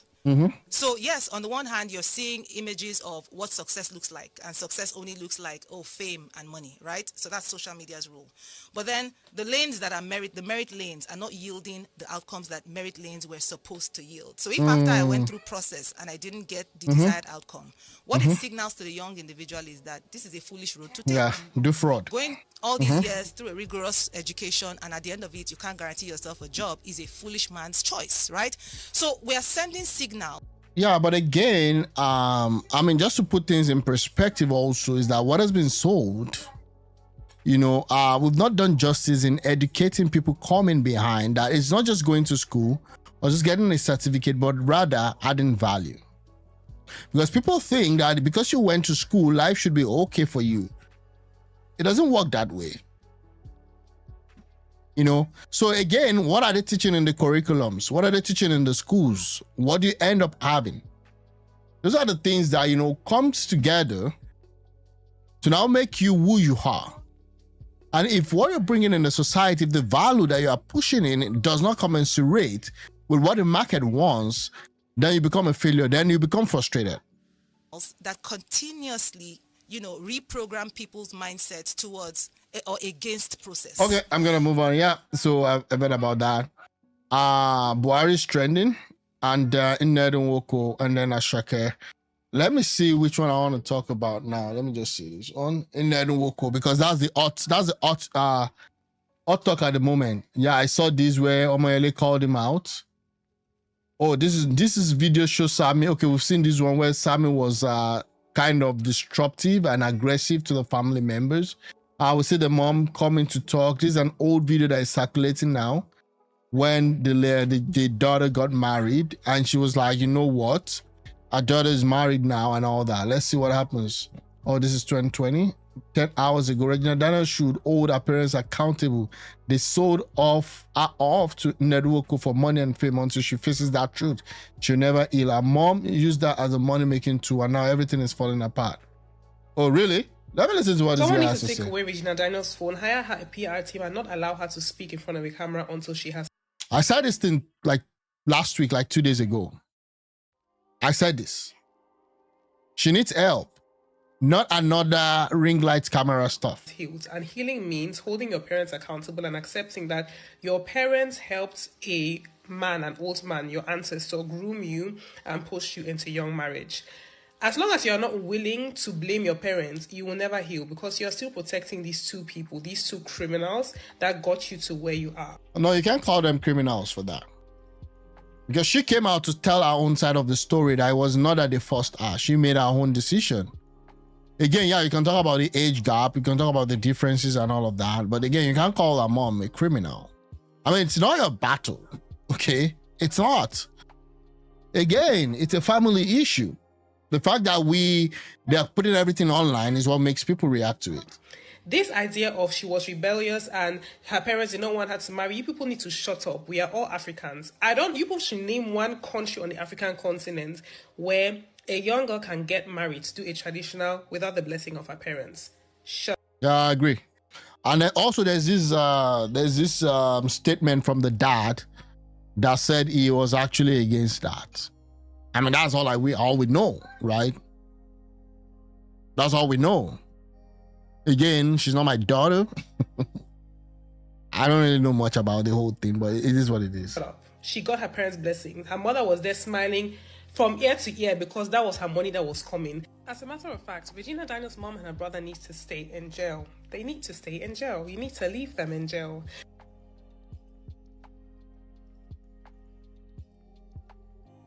I don't even know what to say. Oh, they need to stay in jail. I don't know if they're in jail. Like, life is not as black and white as... I don't even know what to say, really.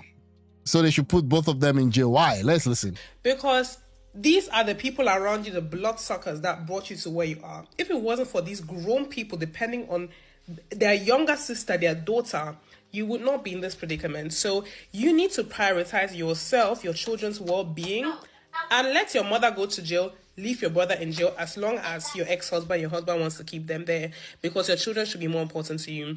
Secondly, Regina, you stand in front of the camera and you're telling us proudly, and that's your ego. Put your ego aside because you cannot heal as long as that ego is still there.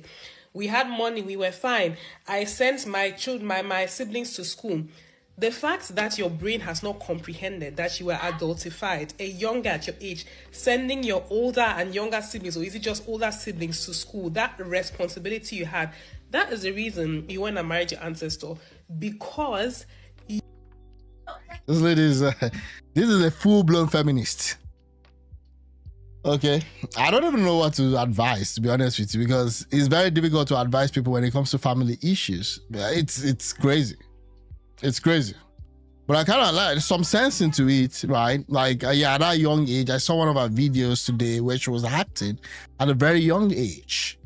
She said, I want to be a doctor, I want to be I want to be an aeronautic engineer and all that. And then, what's the name of this other lady that was like the grown-up lady in the whole thing? I was like, wow, she was really young. She was really young. But again, why are they calling Ned Nwoku ancestor? The guy is just young at heart, right? How old is the guy? Let's even see. How old is Ned Nwoku? How old is he? Bro! Nah, real ancestor. My dude is 64 years old, bro. Same age as Nigeria. Wow. I didn't even know. Man, that guy old though. In the next 7 years, it will be Papa 70. You were tired of providing for people that have lived life longer than you, for your parents that are supposed to take care of you.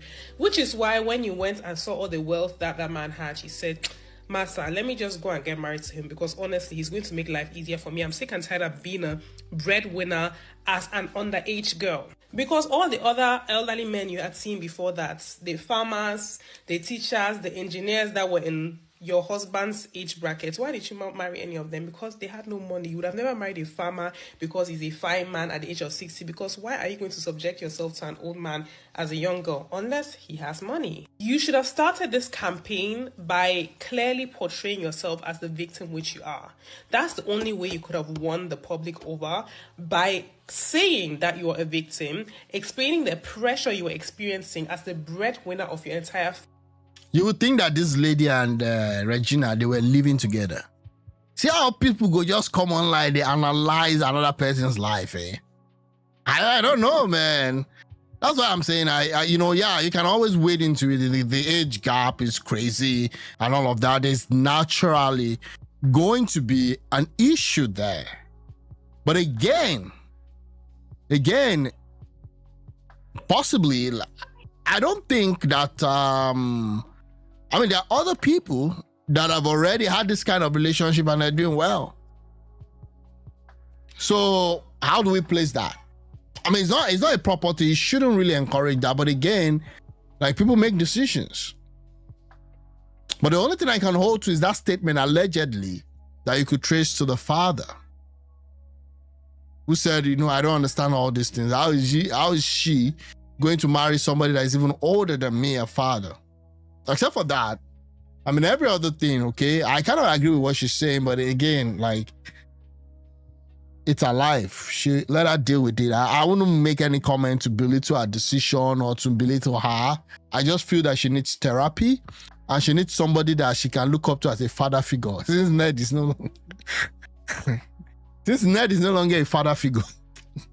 Family, and trying to hold this man accountable for misusing his power against you. Some people are calling her immature, saying the way she expressed herself in her video, she sounded deranged, she sounded like a child. What mental development was supposed to take place when she was married to a man that was taking advantage of her? When men purposely marry women old enough to be their grandchildren, they do that for the sole purpose of controlling them mentally, emotionally.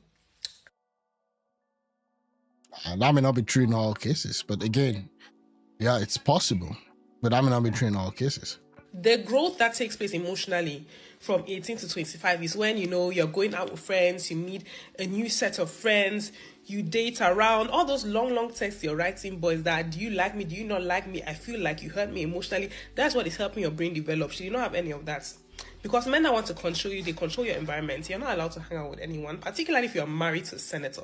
You're not allowed to make friends on your own of any class and socialize and figure out what are my likes, my dislikes. Am I emotionally mature enough for this, for that? To even figure out what emotional maturity is. She never had all those experiences, which is why she sounds like a child, because her emotional growth was stunted.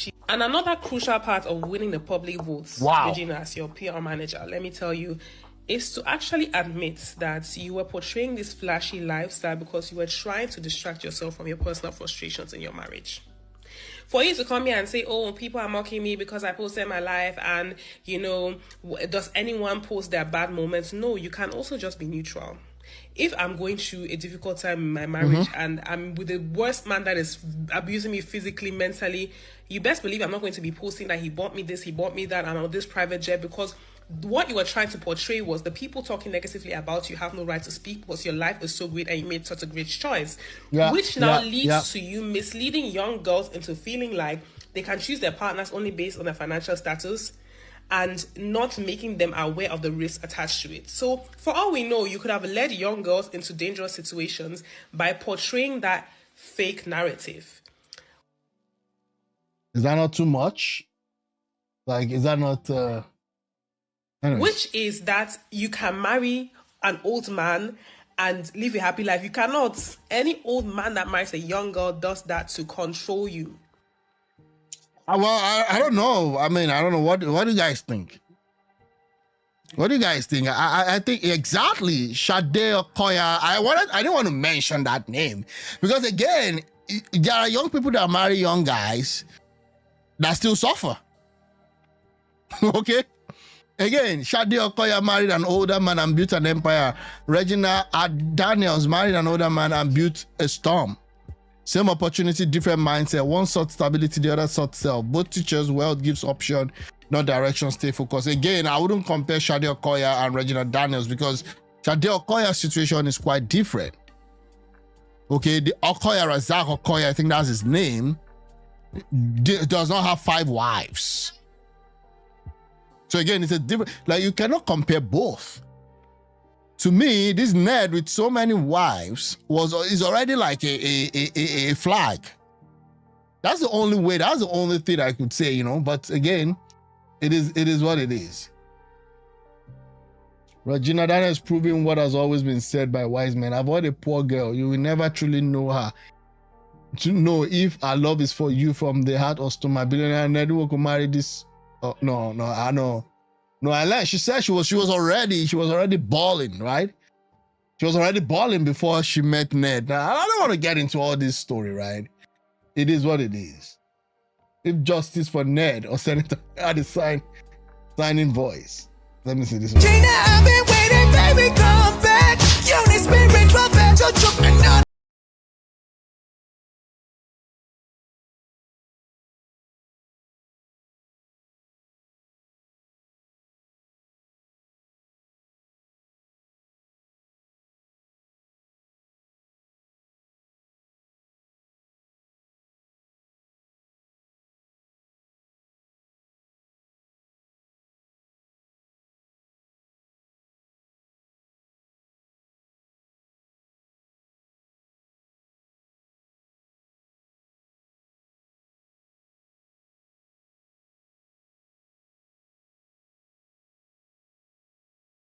The glass, but I'm the physical abuser. Deck of cards, I'm a net, but no joker. Queen of black hearts, yellow outside, I go break on a black bones. Oh, you black. Regina like this, you don't declare war. Call up the bad boys from your profession. I don't call like Babio, Senator K-Tong. This not Hollywood, versus Senators, Call Fuga, Subi, Sam Didi. Say your brother, Sammy, in mind go day. Watch your wake up and I live and I go find Nestle. Girl, I'm still where we cut like a machete.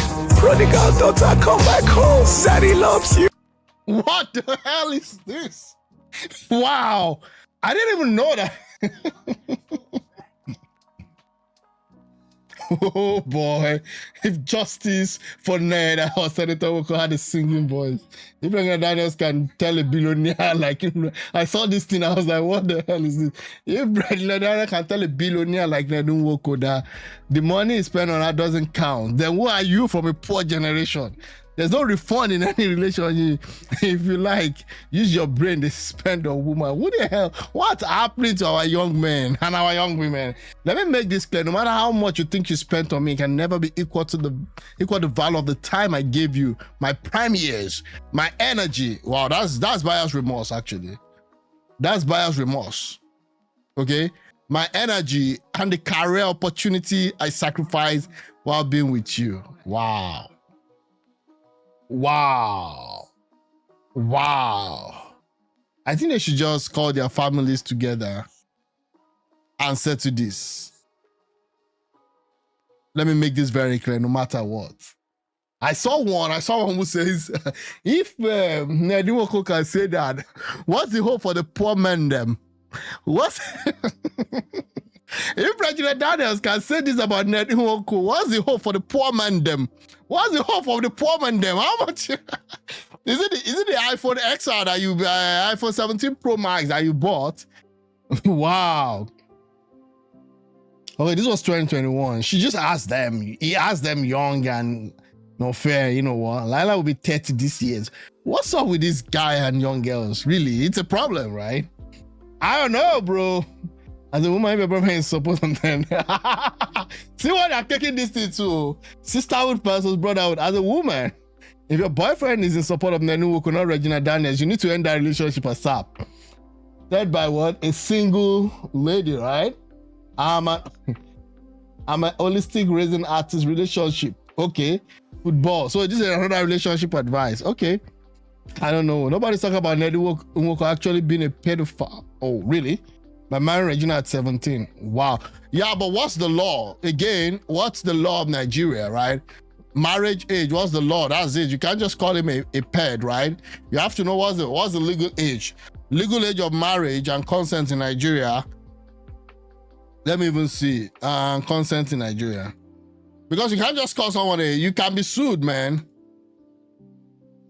I mean, there's what we call morality and legality, though. But again, I'm just saying. Let's look at this. What's the age? So this person, let me see. Okay, that's another troll. Oh, now they're saying it's complex. Oh, it's complex. Just give me one number. Oh, so they say in this state, child marriage under 18 is prohibited.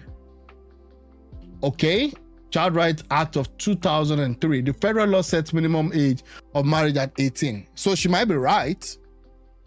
For both male and female, with no exception, it declares any marriage involving a person under 18 as null and void. As of 2024-25, the Sharia has been domesticated, okay? Oh, they're now saying that, oh, let's look at that. Non-domesticated state, okay? Let's see what this is saying. In the remaining states, mostly in the north, such as those applying Sharia law, the CRA does not apply. Now that's where the problem comes. That's the problem. Marriage is permitted after puberty for what the hell? 12 to 15? Damn, with parental consent. That is crazy. Customary law in various ethnic groups may also allow marriage below 18.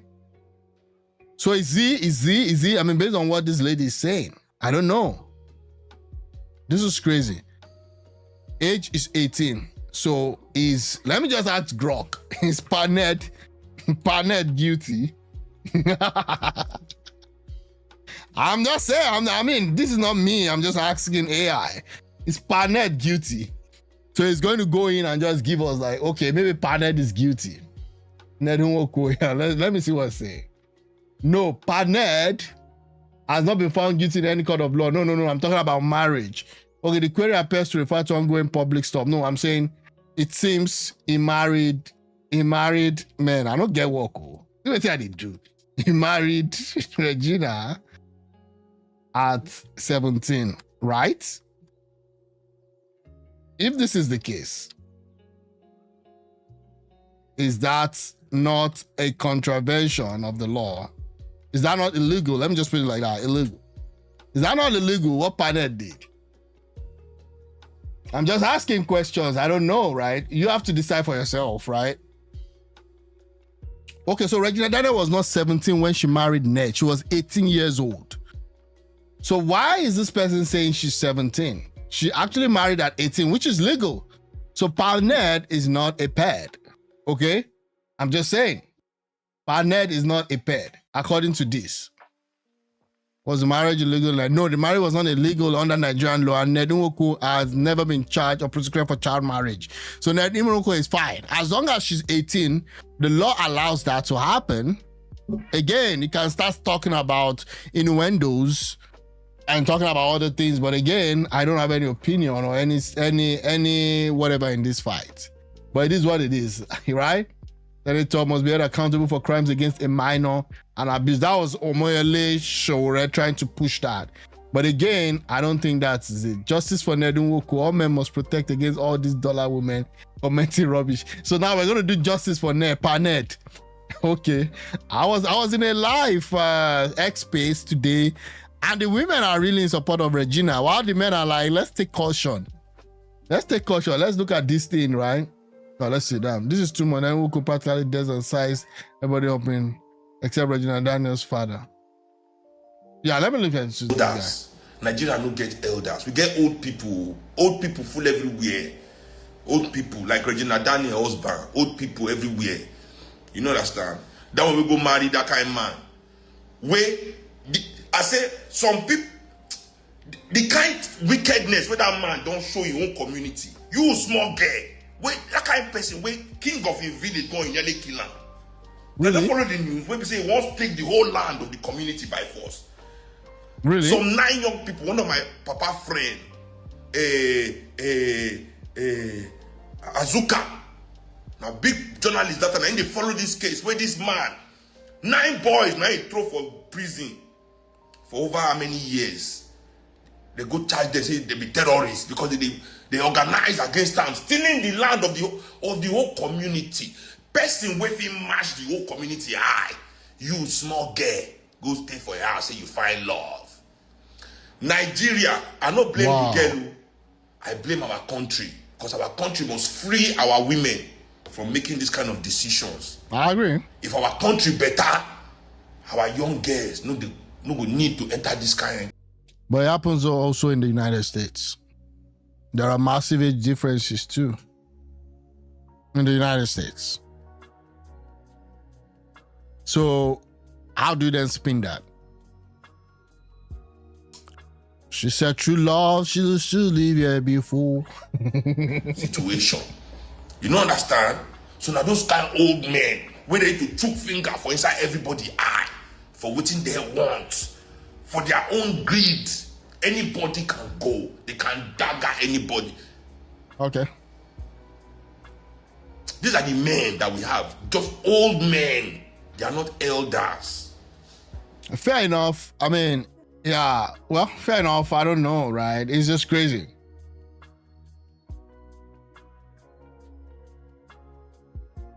It's just crazy. I don't know if I want to talk about this. Now, this is the brother of Senator Nwoko, or Senator Ned.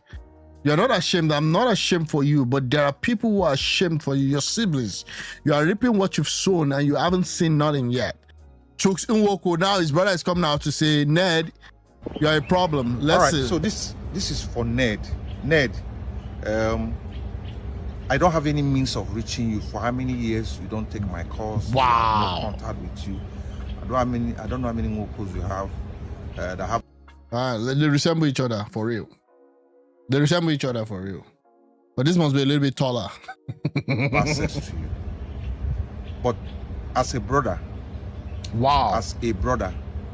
I have tried to tell you the truth through the same medium, Facebook. You are bringing so much disrepute to the name Nwoko. You are not ashamed. I am not ashamed for you, but there are people who are ashamed for your siblings. Today is the 9th day of November 2025. It's an opportunity for you to have a change of attitude, a change of heart. The Bible says that there is a way that which seemeth right to a man, at the end thereof, that ways of death. That's Proverbs 14 verse 12. You are all over social media promoting things that are not connected to the culture of our people. Things that you are saying things that have nothing to do with the core values with which we were brought up. Core value of dignity, of respect, of hard work, of family, of relationship, of education. I'm not talking about going to school. You've been posting your profile that you have a degree in law. But you sound to me like you're an illiterate, because if you're not an illiterate, you will know that there are natural laws that govern our world. There are natural laws that govern the earth. Whatever it is that you have gone through, you haven't even started. They are as a result of a law called the law of sowing and reaping. The same way you have the law of gravity, that whatever goes up must come down, so you also have other laws. One of the major laws that you must know is the law of sowing and reaping. You are complaining that you did this, that you did that. Not once have you told the world how that you are from a poor home, that your father is poor and that your mother was poor, and that it was Omonye that sent you to the University of Kell in Staffordshire in London, in the United Kingdom. Wow. That you couldn't go to university locally here because there was nobody to send you. But you come on social media, you are acting like you're some big man who made it by yourself. Wow. Everybody who has helped you in life, you have betrayed such a person. The number one person you betrayed was Prince Daniel Omonye Nwoko, my immediate elder brother. Damn. You came to our house there when we were living at number 32 Awoyoko Street. You begged and begged and begged and begged, and he agreed. When your auntie, who is a very rich woman in Port Harcourt, couldn't help you, refused to help you, not that he couldn't help you, refused to help you. The Chazos who were super rich at the time, they refused to help you because of your bad character. But Omonye thought about it that, look, if we send you, you will open doors for other Nwokos. He sent you to London and arranged for you to stay with Uzo Jebose. Wow. What did you do when you got to Jebose? You disrupted his house. You caused him pain, chased him out of London. Now you are complaining. You are reaping what you have sown, and you haven't even started. You haven't seen nothing yet. You haven't seen anything yet. But I give you an opportunity today to repent and embrace the Lord Jesus, the Prince of Peace himself, so that you can have peace in your life. So that anywhere you go to, peace will follow you. Outside of the Lord Jesus, the Prince of Peace, you can never have peace, because you have done so much harm to me. You've done so much harm to everybody who has helped you. Damn. You came back to... Man, I mean, this is his brother that I believe that they know more about him. This is his brother. So if he's saying this, then maybe Regina is a victim. I don't know, right? I mean, I don't live in their family. Don't know anything about the Nwoko's family, but again, they're online, so we're gonna react to it. This guy is saying that this Ned is a bad guy. That's just what he's trying to say. This 6 minutes video is just the summary of Ned is a bad guy. To Nigeria in 1998, Ibori helped you. Today, you don't have a relationship with the boy. You betrayed him. You fought him over irrelevant things. The wife you married, the Onitsha woman, the Anambra woman, that girl that you married that enabled you to become a citizen of Britain, where is she today in your life? You betrayed her. I think Lillian or something is her life. Where you don't even mention her. What did you do? You betrayed her. You started running after women. You're all over the place talking about marrying small children. You married Jude Ojogu's daughter. Jude Ojogu, me, myself, Stephen Ewu, Lawrence Nwoko, Tunde Adebite, Adams, Charles Adams, all of us, Uzo. We all lived in that house. Wow. You went to go and marry Jude Ojogu's daughter, called Regina. Did you pay dowry to Regina? Did you recognize the father? Yeah, who does that? I said the father. I think they just sidelined that father guy, which is crazy. I mean, that's crazy, bro. And I think the father said he was warning the mom. Allegedly, because I don't know, like you cannot ascertain, you know, all this internet thing now. After a while now, you hear that they've made up. And then you that supported one team Regina or team Ned, you now start, you know, having egg on your face. I don't. The same way I didn't support either Natasha or Akpabio doing their own drama. Because now, Natasha has invited Akpabio to come to her house for the 2-year anniversary of her being a senator. I mean, while you have people carrying investigation. Yeah, what happened? You have this Sandra Duru, you have this Ngbeke, Professor Ngbeke, whoever she is. And then you had Obize Kwezili just running up and down the whole place. And then you have Aisha too. This injustice. Now he called him to come to celebrate. I mean, this is the man that Natasha said he harassed her.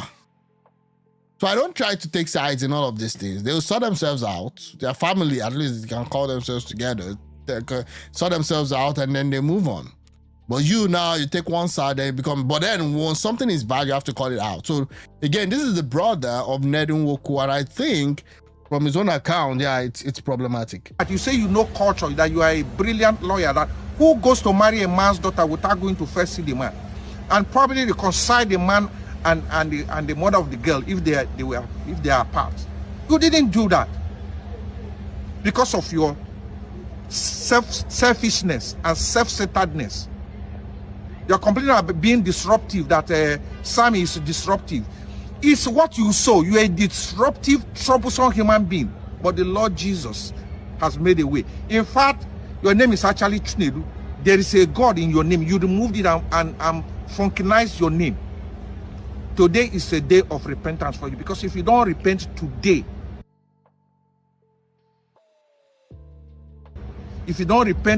as you see this video, as you don't repent today, I mean, I don't wish you evil, but obviously you're wishing yourself evil.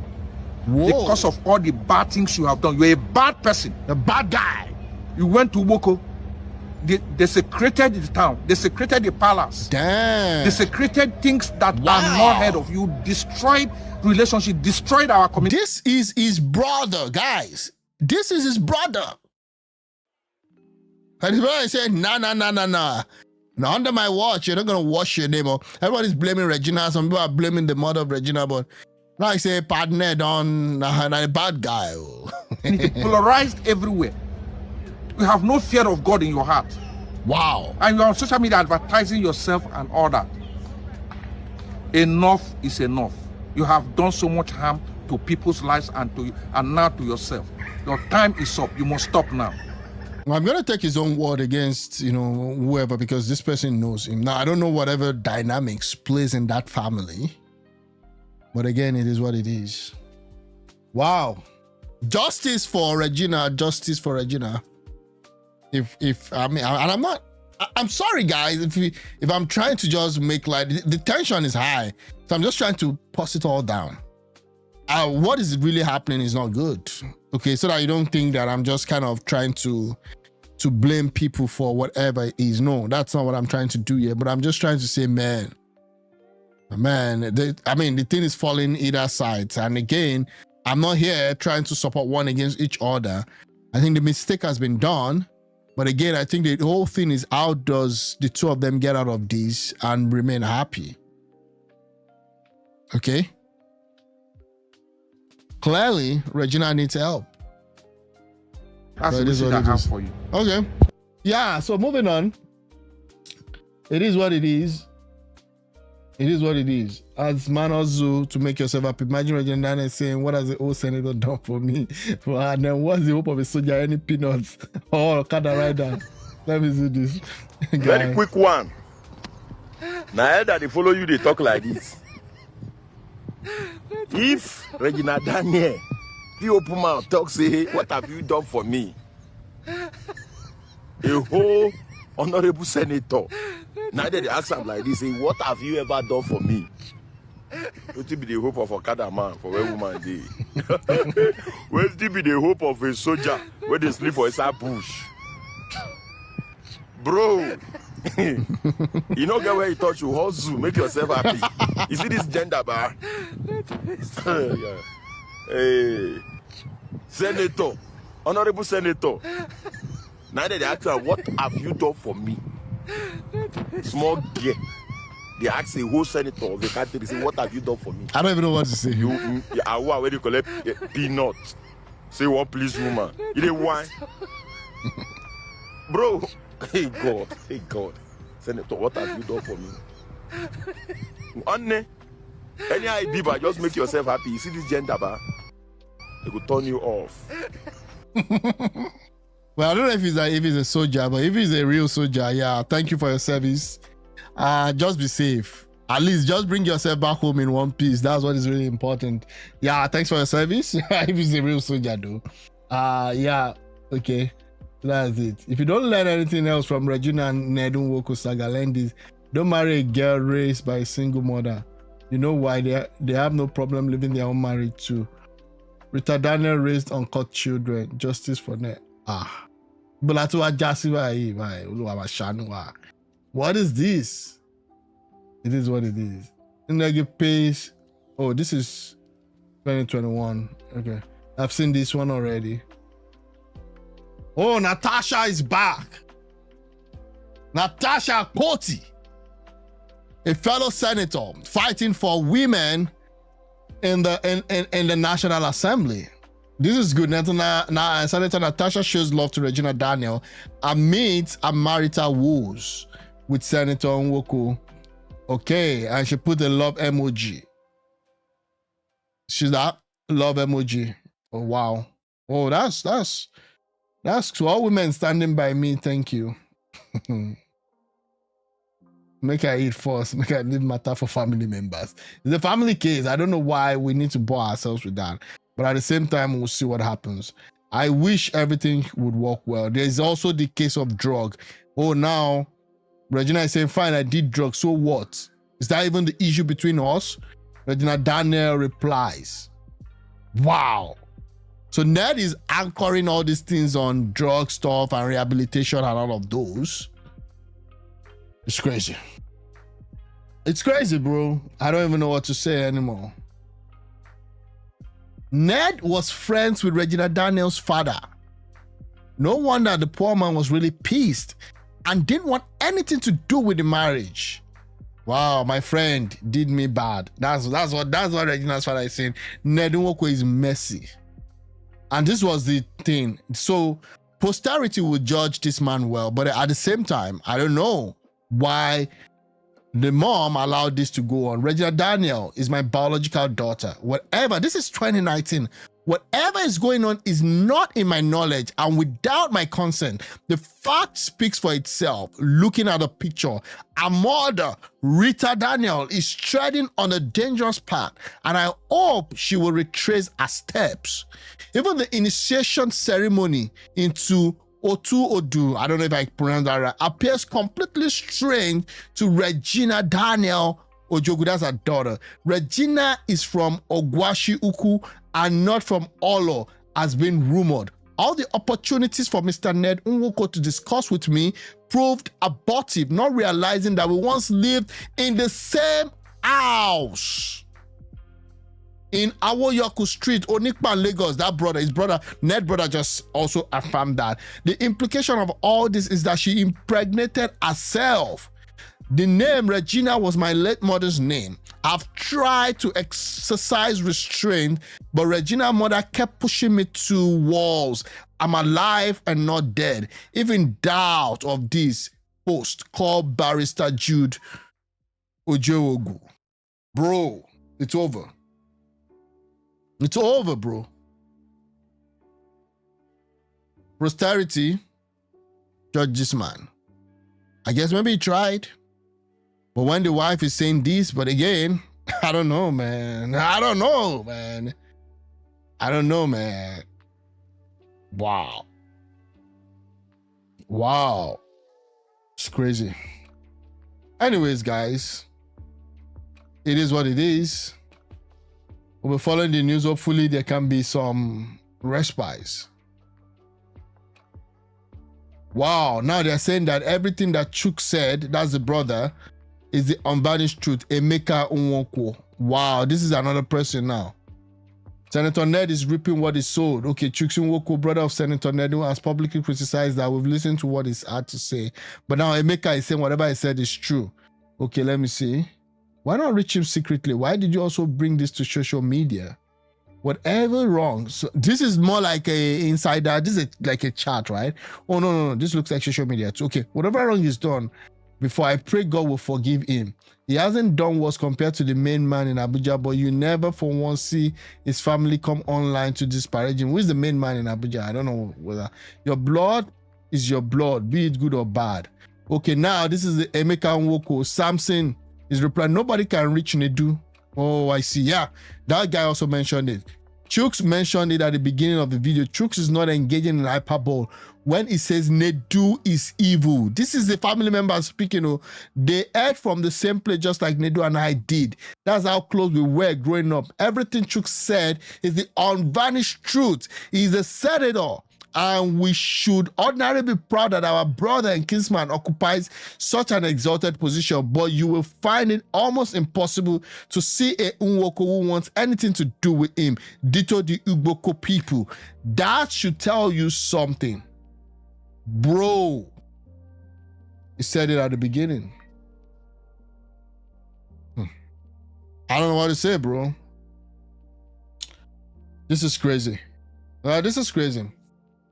Wow. Ned, they said you're evil. And this is your family member, your brother speaking. It is what it is. Ned, God will punish you. May I not die and leave you in this world because now who die lose. What is this? Wow. It is well. Okay, guys. Thanks a lot for watching. I wish you a very blessed week. I wish you all the good things in life. Yeah, it is what it is, and I would love if you could, subscribe to this channel and help you on building a community as we move on and also prepare for the 2027 elections. I'll be covering all these things. I was not able to get much into politics. I covered the ANAMBRA state elections, but I wasn't able to get too much into what is happening on the political sphere. But again, we'll see what happens, and yeah, that is it. Thanks everyone. Thanks and have a very good week.